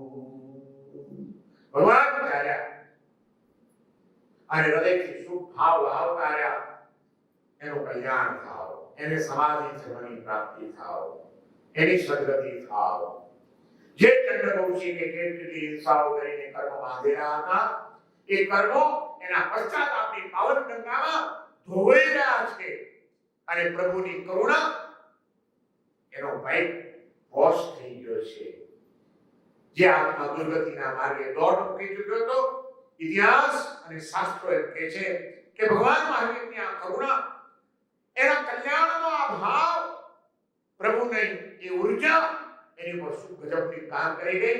એવું પરિવર્તન થઈ ગયું કે મૃત્યુ 15 દિવસ એનું અણસણ કાઢ્યું અને 15મા દિવસે એના પ્રાણ નીકળ્યા. ત્યારે ચંડ કૌશિકનો આત્મા અધોગતિના માર્ગે જવાને બદલે 8મા દેવલોકમાં પહોંચી ગયો. ત્યારે લાગે કે ભગવાન તમે જગતના નાથ છો, અશરણના શરણ છો, નિરાધારના આધાર છો, તમે સૌનો આશરો છો. તું ગતિ, તું મતિ. આ મતિ કોણે આપી? ભગવાને. ગતિ કોણે સુધારી? ભગવાને. અસહ્ય અણસણની પીડામાં સમાધિનો આશરો કોણે આપ્યો? ભગવાને. અને માટે યશોરીજી મહારાજ દેવાને પણ ગાવું પડ્યા. યશોરીજી મહારાજના શબ્દો છે, તું ગતિ તું મતિ આશરો, તું આલંબન મુझ પ્યારું રે, તું ગતિ તું મતિ આશરો. ભગવાન આપણી સદગતિના દાતા છે. ભગવાન સન્મતિના દાતા છે. ભગવાન ડૂબતા જીવનો આશરો છે. આ પરમાત્માની પીછાણ જ્યારે થઈ જાય ત્યારે અર્યંતની ચેતના સાથે આપણો સંબંધ બંધાય અને પછી જે ધ્યાન લાગે ત્યારે અર્યંત જુદા ને હું જુદો એક ભેદ પણ ભૂલાઈ જાય. પણ એ અનુભૂતિ માટે ઉત્કૃષ્ટ ભક્તિ અને દિવ્ય સ્વરૂપ એમનું કે સર્વજ્ઞ છે, વિતરાગ છે, કરુણામૂર્તિ છે, અનંત શક્તિ સંપન્ન છે. મહારાજ કલ્યાણનું જો કોઈ કારણ હોય તો માત્ર ને માત્ર અરિહંત પરમાત્મા જ છે. આ વિશ્વાસ લાગી જાય ત્યારે અનન્ય ભાવની શરણાગતિ આવે અને શરણાગતિમાં રહેલો જીવ એને પરમાત્મા તત્વની અનુભૂતિ થયા વિના રહે નહીં. આઈપીની હોળીમાં પહેલા દિવસે અરિહંત પદની આરાધના કરતા કરતા આપણા ભાગ્યશાળીઓ જે 12 ખમાસમણા આપે એ ખમાસમણામાં દુઓ પણ બોલતા હોય છે. અરિહંત પદ ત્યાં તો તકો તપ ગુણ બચાય, ભેદ છેદ કરી આત્મા અરિહંત રૂપી થાય. ચાની ખમાસમણાની રાણી ત્યાં શ્રી આત્મદેવ વંદાની અરિહંત પદ ત્યાં તો તકો તપ ગુણ બચાય. અંતર જોઈ વિધિ જોઈએ તો ના લોકો નિરાશા કરતા હોય, ખાસ કરીને અમારી બહેનો. કારણ કે ભાઈઓને ધંધામાં ટાઈમ ક્યાંથી લાવવાની વિધિઓ કરે. ધર્મનો પાસો મારો ભાઈ સંભાળ્યો છે, પણ એ લોકોની સ્પીડ જોવા જેવી હોય છે. આંબે ખાના બાજુ ટાઈમસર પહોંચવાનું હોય, જો ન પહોંચે તો અમુક ચીજો ખતમ થઈ જાય, ઉપલા પડે નહીં પછી તરત. એટલે ટાઈમસર આંબે ખાનામાં પહોંચવાનું હોય, એ પેલા બધી વિધિ કરવાની, 12 ખમાસણા આપવાના અને 12 રોગનો ભાવચક કરવાનો અને 12 સાચિયા કાઢવાના અને દેવવંદન કરવાના અને એટલે બધું ફટાફટ તો બતાવવું જ પડે. એટલે 5, 10, 15 બહેનો ભેગા થઈને ક્રિયાઓ કરતા હોય. એ તમે જુઓ વચ્ચે જીવો મૂકેલું હોય અને ફટાફટ પ્રદર્શન આબાદી જાય. અહીંયા તો બધા તો નવો પણ બધા એટલે છે કે આ મારી તો વિદાય છાણવાનું અહીંયા તો બધા તો નવો પણ બધા બે જે કરી આ મારી તો વિદાય છાણવાનું છે મંદાવી. અહીંયા તો બધા તો નવો પણ બધા બે જે કરી આ મારી તો વિદાય છાણવાનું બાર ભગવાનના પ્રાપ્તિ રામકારી માયા શું બોલી કે ખબર ન હોય કે અરિહંત પદ જાતો થકો. અરિહંત પદનું ધ્યાન કરતા કરતા પણ ધ્યાન કર્યું હોય તો ને હમાસના આપ્યા, સાચિયા કાઢ્યા, કૌશક કર્યા, ધ્યાન પણ કર્યું શાંતિથી બેસીને પપ્પાને પોષીનાની કરીને અરિહંત પદના ધ્યાનમાં બેઠા. અરિહંત પદ જાતો થકો કેવી રીતે ધ્યાન કરવાનું એનું માધ્યમ પણ બતાવી દીધું. અદ્ભુત રચના છે. સિપાળ રાજાનો રાસ વિનય વિજયજી મહારાજે લખ્યો. 3 ખંડની રચના પૂરી થઈ ગઈ અને નાંદેડની અંદર ચાતુર્માસ રહેલા વિનય વિજયજી મહારાજ કાળધર્મ પામ્યા ત્યારે એમના મિત્ર અને સ્વાધ્યાયી મુનિ યશોવિજયજી એમણે જોઈ લીધું કે વિનય વિજયજીને પોતાના ગ્રંથનો અધૂરો રહ્યાનો અફસોસ છે. ત્યારે અંતકાળે એમને કહે છે કે ચિંતા નહીં કરો, તમારો ગ્રંથ હું પૂરો કરીશ. અને સિપાળ રાજાના રાસ 4 વિભાગમાં વહેંચાયો. જેમાં 3 ખંડની રચના જેવા કથા છે આખી સિપાળ મહિનાની એ વિનય વિજયજી મહારાજે લખી છે. અને યશોવિજયજી મહારાજે જે લખ્યો ત્યાં બંને બે લેખકની શૈલી તો બદલાઈ જ જાય હંમેશા. વિનય વિજયજી મહારાજની રસાળ કથાત્મક શૈલી હતી આ ગ્રંથમાં તરબોળ કરે એવી, અને યશોવિજયજી મહારાજ મહાન તત્વચિંતક જ્ઞાની એટલે એમની શૈલી આખી તત્વ સભર થઈ ગઈ. અને એમણે પછી નવપદનું તાત્વિક સ્વરૂપ એમાં જે રજૂ કર્યું એમાં એમણે આ પદની રચનાઓ કરી કે અરિહંત પદનું આરાધન કરતા અરિહંત પદ જાતો થકો. કેવી રીતે ધ્યાન કરવાનું તો કે તત્વ ગુણ પ્રત્યાય. અરિહંતનું નિર્મળ આત્મદ્રવ્ય. અરિહંત જ્યારે સમોસણમાં બેસીને દેશના આપતા હોય એવો એનો તીર્થંકર નાદ કર્મનો પર્યાય. તત્વ ગુણ પર્યાય અને અરિહંતના 12 ગુણો. અરિહંત નું આત્મદ્રવ્ય નિર્મળ શુદ્ધ આત્મા એનું ધ્યાન કરાય, અથવા એના ગુણોનું ચિંતન કરીને એમાં તમને પરોવાઈ દેવાય, અથવા એ સમોસમાં બેસીને અનેક જીવનનો ઉદ્ધાર જુદી જુદી રીતે કરતા હોય એવા કોઈ પ્રસંગોનું ધ્યાન કરાય. અને એ રીતે એ ધ્યાનમાં લીન થયેલા અરિહંત પદ ધ્યાતો થકો તત્વ ગુણ પ્રત્યાય. ભેદ છેદ કરી આત્મા. અરિહંત જુદા અને હું જુદો એ ભેદનો છેદ થઈ જાય અને આત્મા અરિહંત રૂપી થાય. એ ક્ષણોમાં આત્મા પોતે અરિહંતમય બની જાય, સ્વયં અરિહંત થઈ જાય. આવી દિવ્ય શક્તિ અરિહંત પદની આરાધનામાં રહેલી છે. આ અનુભૂતિ આપણે ક્યારે કરી અરિહંત જેવા આપણે બની ગયા હોઈએ, રાગને બિલકુલ શાંત અને નિર્મૂળ થઈ ગયા હોય એવું ધ્યાન આપણે અરિહંતનું કેટલી વાર કર્યું. વિધિમાં તો ધ્યાન એ મહત્વની વિધિ છે. શ્રીપાળને મહિના જ્યારે આચાર્ય ભગવતની પાસે ગયા ત્યારે આચાર્ય ભગવતે એમને કહ્યું હતું કે 9 દિવસ અરુણા એમની કરજો, પ્રભુની પૂજા કરજો, તે 15 ખમાસના રોગસ કરી અને બાકીનો આખો સમય ધ્યાન કરજો નવપતજીનું. આ મહત્વની વિધિ જે હતી નવ ધ્યાન કરવાની, એ તો આપણે ભૂલી ગયા. વિધિ બધી કરીએ છીએ, ધ્યાન ના કરીએ છીએ. અરે છતાં કહીએ કે અમે વિધિપૂર્વક પૂરી કરી, મહત્વની વિધિ પૂરી ગયા.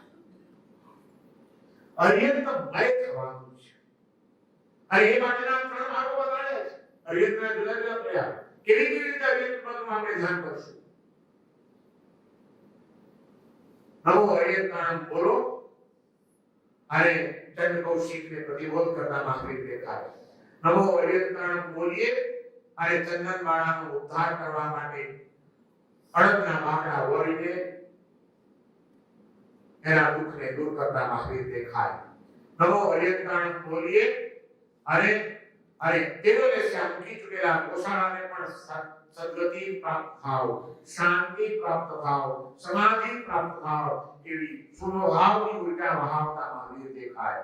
નમો અર્યંતાણમ બોલીએ અને ગઈકાલે વૈરાગ્યથી દીક્ષા લઈ ચૂકેલા વેદ મુનિ આજે ચિત્તની ચંચળતાના કારણે ઓગો પાછો મૂકવા માટે આવ્યા છે ત્યારે એને પાછા મુનિ માર્ગમાં સ્થિર કરતા મહાવીર દેખાય. નમો અર્યંતાણમ બોલીએ અને એ સંગમ દેવ જેને 6 મહિના સુધી પ્રભુની ઉપર ગજબનો ફેર વર્તાવ્યો અને એ આજે પાછો કરી રહ્યો છે ત્યારે આ વિચારો મારો નિમિત્ત માનીને કેટલા કર્મ બાંધી ગયો, આ કર્મ એને દુઃખી કરી દેશે. આ કરુણા મૂર્તિ એ આંખમાંથી પડતા આંસુવાળા મહાવીર આપણને દેખાય, આંસુ પાડતા મહાવીર આપણને દેખાય. નમો અર્યંતાણમ બોલીએ અને પગનો ચૂલો કરીને ખીર બનાવનાર એ ખેડૂત પ્રત્યે પણ સત્તા ભાવ લાવતા મહાવીર આપણને દેખાય. મહાવીરના 108 કલ્પના ચિત્રો ખરા તમારી પાસે કે નમો અર્યંતાણમની એક માળા ગણી 108 વખત અને એક મણકે અલગ અલગ મહાવીર આપણને આવતા રહે. બોલો કેવી રીતે છે કરવાનું? અરે ખોઈ જઈએ એ દ્રશ્યની કલ્પના કરીએ. નમો અર્યંતાણમ બોલીએ અને સમોસણમાં બેઠેલા મહાવીર દેખાય.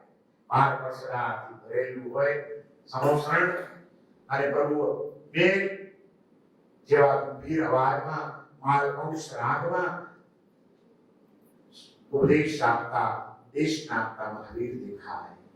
નમો અર્યંતાણમ બોલીએ અને દેશના અંતે ગૌતમ સ્વામી ઉભેલા દેખાય, પ્રભુને પ્રશ્ન પૂછતા દેખાય અને ગોયમાં એમ વાત્સલ્ય ભર્યા અવાજે એની શંકાનું નિરાકરણ કરતા મહાવીર આપણને દેખાય. નમો અર્યંતાણમ બોલીએ અને પ્રભુના સાનિધ્યમાં આવ્યા પછી જન્મજાત વેર જેલ ભૂલીને વાઘ અને બકરી સાથે બેઠેલા દેખાય, મોર અને સાપ સાથે બેઠેલા દેખાય. પ્રસન્નતાનું, પવિત્રતાનું એક આભા મંડળ પ્રભુની ચારે બાજુ છવાઈ ગયો આપણને દેખાય અને એ આભા મંડળમાં આપણે પ્રવેશ કરી રહ્યા છીએ. ઓહો, વિકાસથી સબર બની રહ્યા છીએ. વિધિ અનુભૂતિ કરતા નમો અર્યંતાણમ અર્યંતના ધ્યાનમાં લીન થઈ જઈએ, અર્યંતમય બની જઈએ એવી કોઈ અનુભૂતિ આપણને થાય. કેવી રીતે નમો અર્યંતાણમ બોલવાનું છે, કેવી રીતે જાપ કરવાના છે, કયા સ્વરૂપે એના દર્શન કરવાના છે. એમને લખી દીધું ઇક્કો વી નમુકારો જીણવર વસસ્વ વર્તમાનસ્વ સંસાર સાગરાઓ ધારી ધર્મ ધારીબા. વર્ધમાન સ્વામીને કરેલો એક જ નમસ્કાર ભાવપૂર્વકનો સંસાર સાગરથી પાર ઉતારી દે એવો છે. એ નમસ્કાર કેવો હશે? ખાલી શબ્દનો ન હોય પણ અર્યંતમય આપણને બનાવી દે એવા ભાવથી સબળ હોય. અર્યંતના ધ્યાનમાં એવા લીન થઈ ગયા હોઈએ, દેહનું ભાન ભૂલાઈ ગયું હોય, જગતનું ભાન ભૂલાઈ ગયું હોય, સ્થળ અને કાળનું ભાન ભૂલાઈ ગયું હોય, આપણે આ દુનિયાથી પર થઈ ગયા હોઈએ અને થોડી ક્ષણોને માટે અર્યંતની એ પવિત્ર જે ચેતના છે, એમની જે પવિત્ર ઉર્જા છે, એ ઉર્જામાં આપણે પણ લીન થઈ ગયા હોઈએ અને અર્યંત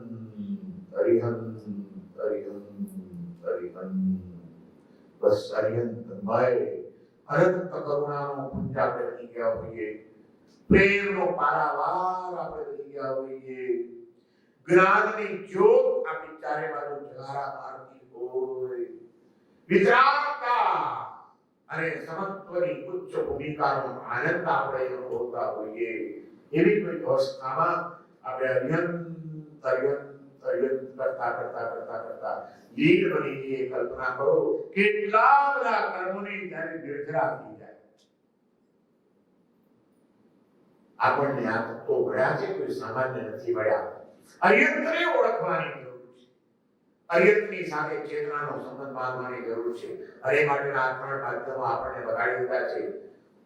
અર્યંતનું નિર્મળ આત્મદ્રવ્ય જેની ઉપર એક પણ કર્મનો લેપ લાગેલો નથી, એવું માત્ર એક શુદ્ધ ચૈતન્યનું અસ્તિત્વ એ સિદ્ધ શિલા ઉપર વિરાજમાન થયેલું આપણને અર્યંતનું દેખાય. ત્યાં મહાવીર બેઠા છે. અર્યંતના ગુણો આપણને દેખાય. કહો એમના ગુણો કેવા, એમની વાણીમાં શક્તિ કેવી, એમની કરુણા એમની વાણીમાં પણ કેવી ફલિત થતી હશે કે જેના કારણે એમની વાણી સાંભળવાની સાથે વૈરીઓના વેર છૂટી જતા હશે, દુખિયાના દુઃખ ભૂલી જતા હશે, પાપીઓના પાપ વિલીન થઈ જતા હશે. એમના શબ્દોમાં, એમના મુખમાંથી નીકળેલા શબ્દોની એ તાકાત થઈ હશે. મહાવીરની વાણી કેવી કેવી હોય? મહાવીરની વાણી ભૂલે ચૂકે પણ સંભળાઈ જાય તો કલ્યાણ કરી નાખે. રોહિણીએ ચોરીનો ધંધો પણ મગજની અંદર મહાવીરનું સામ્રાજ્ય ચારે બાજુ એવું છવાયેલું કે રોહિણીય ચોરના બાપ એને ખબર હતી કે જો આ મહાવીરની વાણી સાંભળાઈ ગઈ, જો મારો દીકરો આ મહાવીરના તત્વજ્ઞાનને ક્યારેક પણ સાંભળી ચૂક્યો તો જિંદગીમાં કોઈ દિવસ ચોરીનો ધંધો નહીં કરી શકે, આપણો ધંધો તૂટી જશે. એટલે મરતા પહેલા રોહિણીયાને કહે છે કે બેટા બધું કરજે, એક મને વચન આપ, કોઈ દિવસ મહાવીરની વાણી સાંભળવાની નહીં. અને એ રોહિણીયો ચોર એકવાર નીકળ્યો છે ચોરી કરવા, રસ્તામાં મહાવીરનું સમર્થન મંડાયેલું છે અને પ્રભુનો અતિશય કે એમનો અવાજ દેવકૃત અતિશય યોજનો સુધી સંભળાય, દૂર દૂરથી મધુર અવાજ સંભળાય છે. શબ્દો નથી પણ ખબર પડી ગઈ કે આ મહાવીર છે. અને મેં બાપને વચન આપ્યું છે કે એમનું કોઈ પણ વચન સાંભળવું નહીં. હવે સમોસણ પાસેથી નીકળ્યા વિના છૂટકો નથી. રસ્તો ઘણો કપાઈ ગયો, આગળ આવી ગયો, હવે શું કરવું? એટલે બે કાનમાં આંગળા નાખી દે છે. આંગળા નાખી અને સમોસણ આગળથી પસાર થવું છે. બસ બાપને આપેલું વચન પાડવું છે. બંને કાનમાં આંગળા નાખી દીધા અને ચાલ્યો જાય છે. પણ નસીબ એનું જોરદાર કે ચાલતા ચાલતા અચાનક એના પગમાં એક કાંટો ફૂંકાય છે. ઉગાડા પગ છે, ચોર છે, કાંટો કાઢ્યા વિના ચલાવ્યું નથી એટલે ન છૂટકે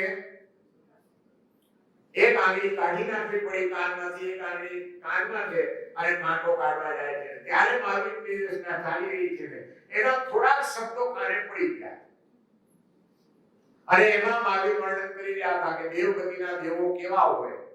દેવોની આંખો પલકારા મારે નહીં, દેવોના પગ જમીનને અડે નહીં. આ બે ચાર વાક્યો સાંભળી લીધા અને એવો ખતરનાક ચોર કોઈ રીતે ચોરી પકડાય નહીં, કોઈ રીતે પકડાય નહીં. અને આખા મગજની અંદર હાહાકાર બનાવવા આ ચોરને પકડવાનું બીડું અભયકુમારે ઝડપ્યું છે. મહામંત્રી અભયકુમાર અને અભયકુમારને તપાસ કરતા કરતા ડાઉટ ગયો છે કે આ રોહિણીયાનું નામ સાંભળવા મળે છે કે ખતરનાક ચોર છે ને એ જ કદાચ આ બધી ચોરીઓનું રહસ્ય કદાચ એની પાસેથી મળે અને એટલે એને સમજવામાં લે છે અને અદ્ભુત રચના કરે છે દેવલોક અને મૂર્છામાં નાખી દેવામાં આવે છે દારૂ પીવડાવી.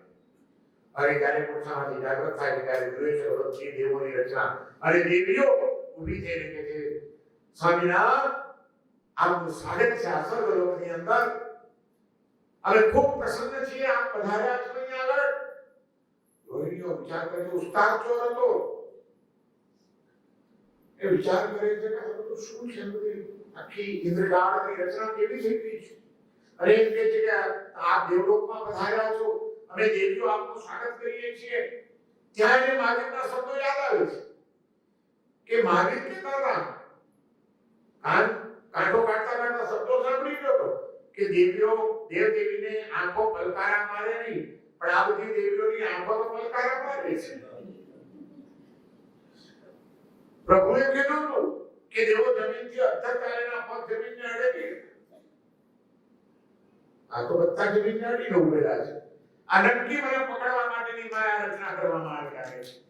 અને પેલી દેવીઓ કહે છે કે સ્વામીનાથ, આપણે કયા જન્મમાં કયા કયા પુણ્ય કાર્યો કર્યા છે જેથી આપણે પધાર્યા છો, આપને દેવલોક મળ્યો છે. તો સમજી ગયો કે અમારે બધી વાત કરવા માટે ગયા ગામમાં મેં શું ધંધા કર્યા છે, કરવા માટેની માયા રચાઈ છે. એટલે કે મેં તો એટલી બધી પ્રભુ ભક્તિ કરી હતી, મેં ગરીબોના એટલા દાન આપ્યા હતા, હું તો દાન શાળા ચલાવતો હતો. બસ એ બધા પુણ્યના કારણે બસ મને આ દેવલોક પ્રાપ્ત થયો છે. એમ મને હોશિયારી એવી મારી અવેકમાં થાપ ખાઈ ગઈ.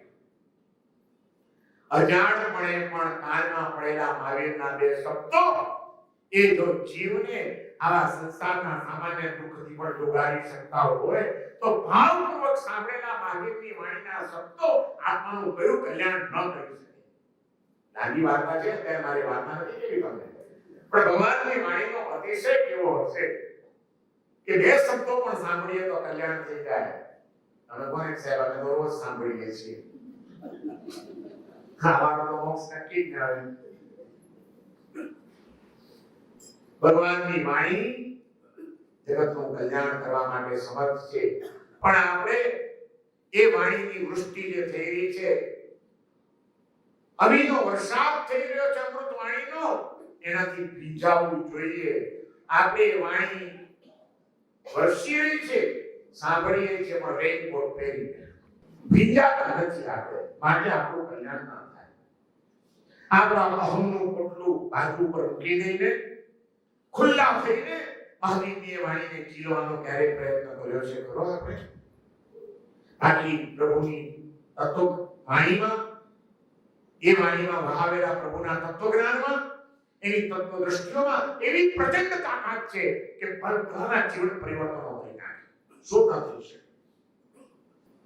તાકાત છે, અરિહંત પરમાત્માની તાકાત છે, એની દિવ્ય કરુણાની તાકાત છે.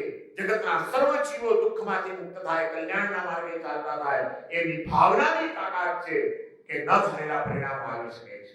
આજથી 5-7 વર્ષ પહેલાની વાત છે. મારો પાસપોર્ટ પૂરો થતો હતો, એટલે પાના ભરાઈ ગયા હતા. વિદેશ જવાનું બહુ થાય, પાના ભરાઈ ગયા હતા. એટલે મુદત તો બાકી હતી એક્સપાયર થવાની, પણ છપ્પા મારવાની જગ્યા નહોતી, એટલે નવો પાસપોર્ટ બનાવવા માટે મેં આપ્યો. અમારી હવે સુરતમાં ઓફિસ થઈ ગઈ છે, પાસપોર્ટ ઓફિસ, એટલે અમારે ફક્ત શ્રાવકને આપી દીધો. મેં કીધું ફોર્મ ભરીને ફોટા લગાડી, મેં કીધું આ ફરી નવો પાસપોર્ટ આપણે બનાવવાનો છે. બનાવવા આપી દીધો. થોડા દિવસ ગયા, તપાસ કરી, પેલા ભાઈને કીધું, પેલા ભાઈ ગયા પાસપોર્ટ ઓફિસમાં, પૂછે છે તો કે એમનો પાસપોર્ટ તૈયાર છે, પણ એમને લેવા જાતે આપવું પડશે. રજિસ્ટર પાસ રજિસ્ટરથી મોકલી આપતા હોય છે આમ તો, શા માટે જાતે? તો કે ના, સાહેબે ના પાડી કે એમને એકવાર અહીં રૂબરૂ આપવું પડશે જાતે જ, પછી જ એમને પાસપોર્ટ મળશે. એટલે મને કે સાહેબ તમારે આવવું પડશે. એટલે હું ને અમિત હવે સુરત ગયા, એ ભાઈને સાથે લીધા, અતુલભાઈને, અને એમને પાસપોર્ટ ઓફિસમાં ગયા. એમને કહી દીધું ફોનથી કે આ દિવસે મારા સાહેબ પાસપોર્ટ લેવા આવશે. તો કે ભલે. એને બધા આગળની ઓફિસનો બધાને કહી રાખ્યું કે આવા કંઈક ટ્રેન સારું આવે તો એને તરત જ પહેલા મારી ઓફિસમાં લઈ આવો. એટલે ફટાફટ અમે દાખલ થયા, બધું બતાવી, અને અમને એક માણસ સીધો લઈ ગયો ઓફિસમાં. પાસપોર્ટ ઓફિસર પોતે જાતે બેઠા હતા, એમના ટેબલ ઉપર મારો પાસપોર્ટ પડ્યો હતો. હું ગયો એટલે તરત ઊભા થઈ ગયા, પગે લાગ્યા, અને મને કહે આવ્યો મારા સાહેબ તમારો પાસપોર્ટ નથી, એક સવાલ પૂછ્યો નથી, કઈ કર્યું અને કહ્યું આ સાહેબ તમારો પાસપોર્ટ. મેં કીધું આ ખરો માણસ છે, આર્થિક જેવો તો સીધો કરવામાં હું તકલીફ હતી. એટલે મેં કીધું સાહેબ મને કઈ સમજાયું નહીં, મને તમે શેના માટે વલસાડથી ધક્કો ખવડાવ્યો? मैंने कहा महाराज श्री आपको सही बताऊं, दिल्ली बाजू में था, ये हमारी ऑफिस है, यहाँ बुरे काम भी बहुत होते हैं, गलत काम भी होते हैं, ईश्वर के काम भी बहुत होते हैं, लेकिन ये मेरी ऑफिस आप जैसे संतों के चरण पड़ने से पावन हो जाए, ये मेरी एक इच्छा थी और इसलिए मैंने आज आपको यहाँ बुलाया था, नहीं तो मैं किसी को भी पासपोर्ट दे सकता था, ऐसी कोई बात नहीं है. और आपके लिए मुझे मेरे मन में इसलिए श्रद्धा थी कि मैं एक ब्राह्मण परिवार से हूं, चुस्त हिंदू हूं मैं, लेकिन मेरा एक लड़का, हम लोग दिल्ली में रहते हैं, मेरा लड़का अपने दोस्तों के साथ गलत राह पे चढ़ गया, नॉनवेज खाने लगा, वैष्णो में चढ़ गया. मैंने उसको बहुत समझाया, बेटा हमारे लिए अच्छा नहीं है, हम हिंदू हैं, हम नॉनवेज नहीं खा सकते, हमें शाकाहारी रहना चाहिए. बहुत समझाया महाराज जी, समझना ही नहीं, समझने के लिए तैयार ही नहीं, मेरी एक बात नहीं मानी उसने. लेकिन महाराज आपका उपकार है. एक दिन मेरे घर में टीवी चालू किया था मैंने, और उसमें आप ये नॉनवेज के विषय में समझा रहे थे.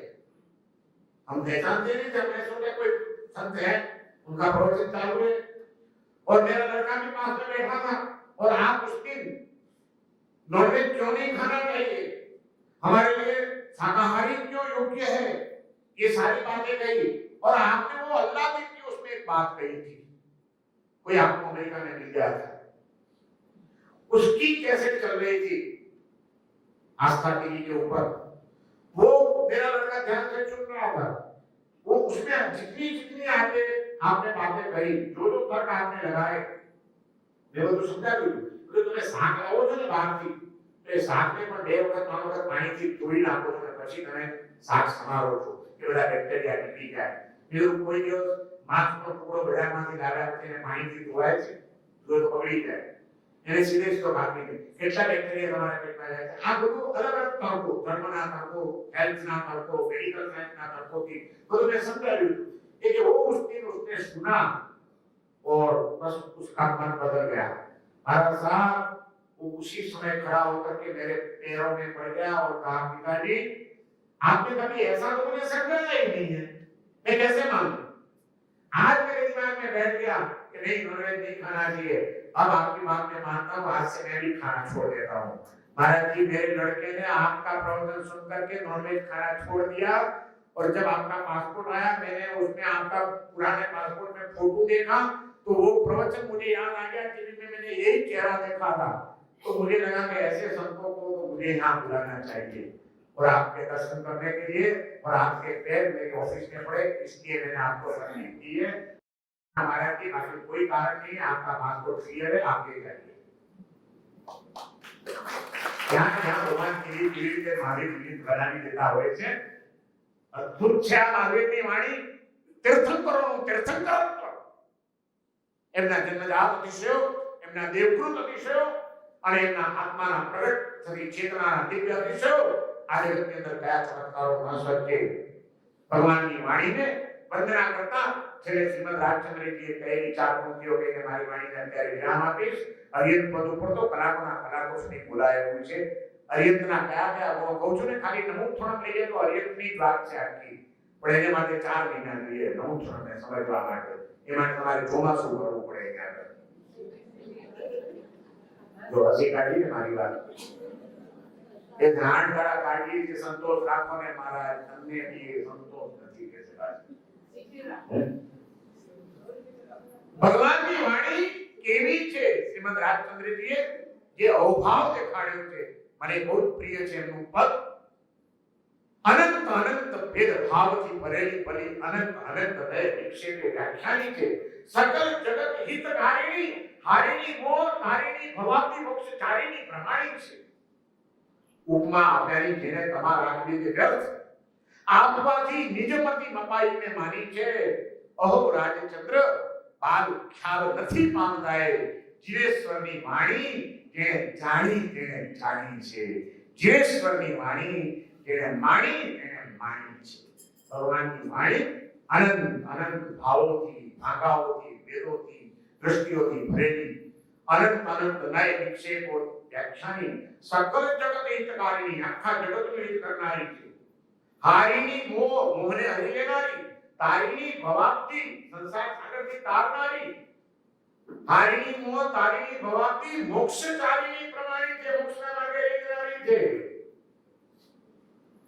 ઉપમા આપ્યાની જેને તમારા આપી દે ભગવાનની વાણી કેવી સાકર જેવી મીઠી મધ જેવી મીઠી કોઈ બી ઉપમા આપો ફિક્કી લાગે એને કોઈની ઉપમા આપી ન શકાય એવી મસ્ત છે પ્રભુની વાણી ઉપમા આપ્યાની જેને તમારા આપી દે વ્યર્થ અને છતાં તમારા મારા જેવા ઉપમા આપવા જાય અરે ભગવાનની વાણી એટલે સમજી લેવાનું કે બુદ્ધિનું દેવાળું કાઢે છે શ્રીમદ રાજચંદ્રજીએ કીધું આપવાથી નિજમતી મપાઈને માની છે આપણી બુદ્ધિનું માપ કાઢીએ છીએ આપણે આપણી બુદ્ધિ કેટલી ટૂંકી છે બતાડીએ છીએ આપણે આપવાથી નિજમતી મપાઈને માની છે અહો રાજચંદ્ર બાલ ખ્યાલ નથી માનતા એ બાળ જીવોને ખબર નથી કે જીનેશ્વરની વાણી એ તો જેણે જાણી તેને જાણી છે આવી મસ્ત પ્રભુની વાણી એ જે હરિયંતના હૃદયમાંથી પ્રગટે છે એવા હરિયંત પરમાત્માના ચરણોમાં અનંત હરિયંત ભગવંતોના દિવ્ય આત્માઓને કોટી કોટી વંદન કરીને મારી વાણીને વિરામ આપું છું ઓમ શાંતિ સર્વમંગલ માંગલ્યમ સર્વકલ્યાણ કારણમ પ્રસાદમ સર્વધર્માણામ જયમ જયતિ શાસનમ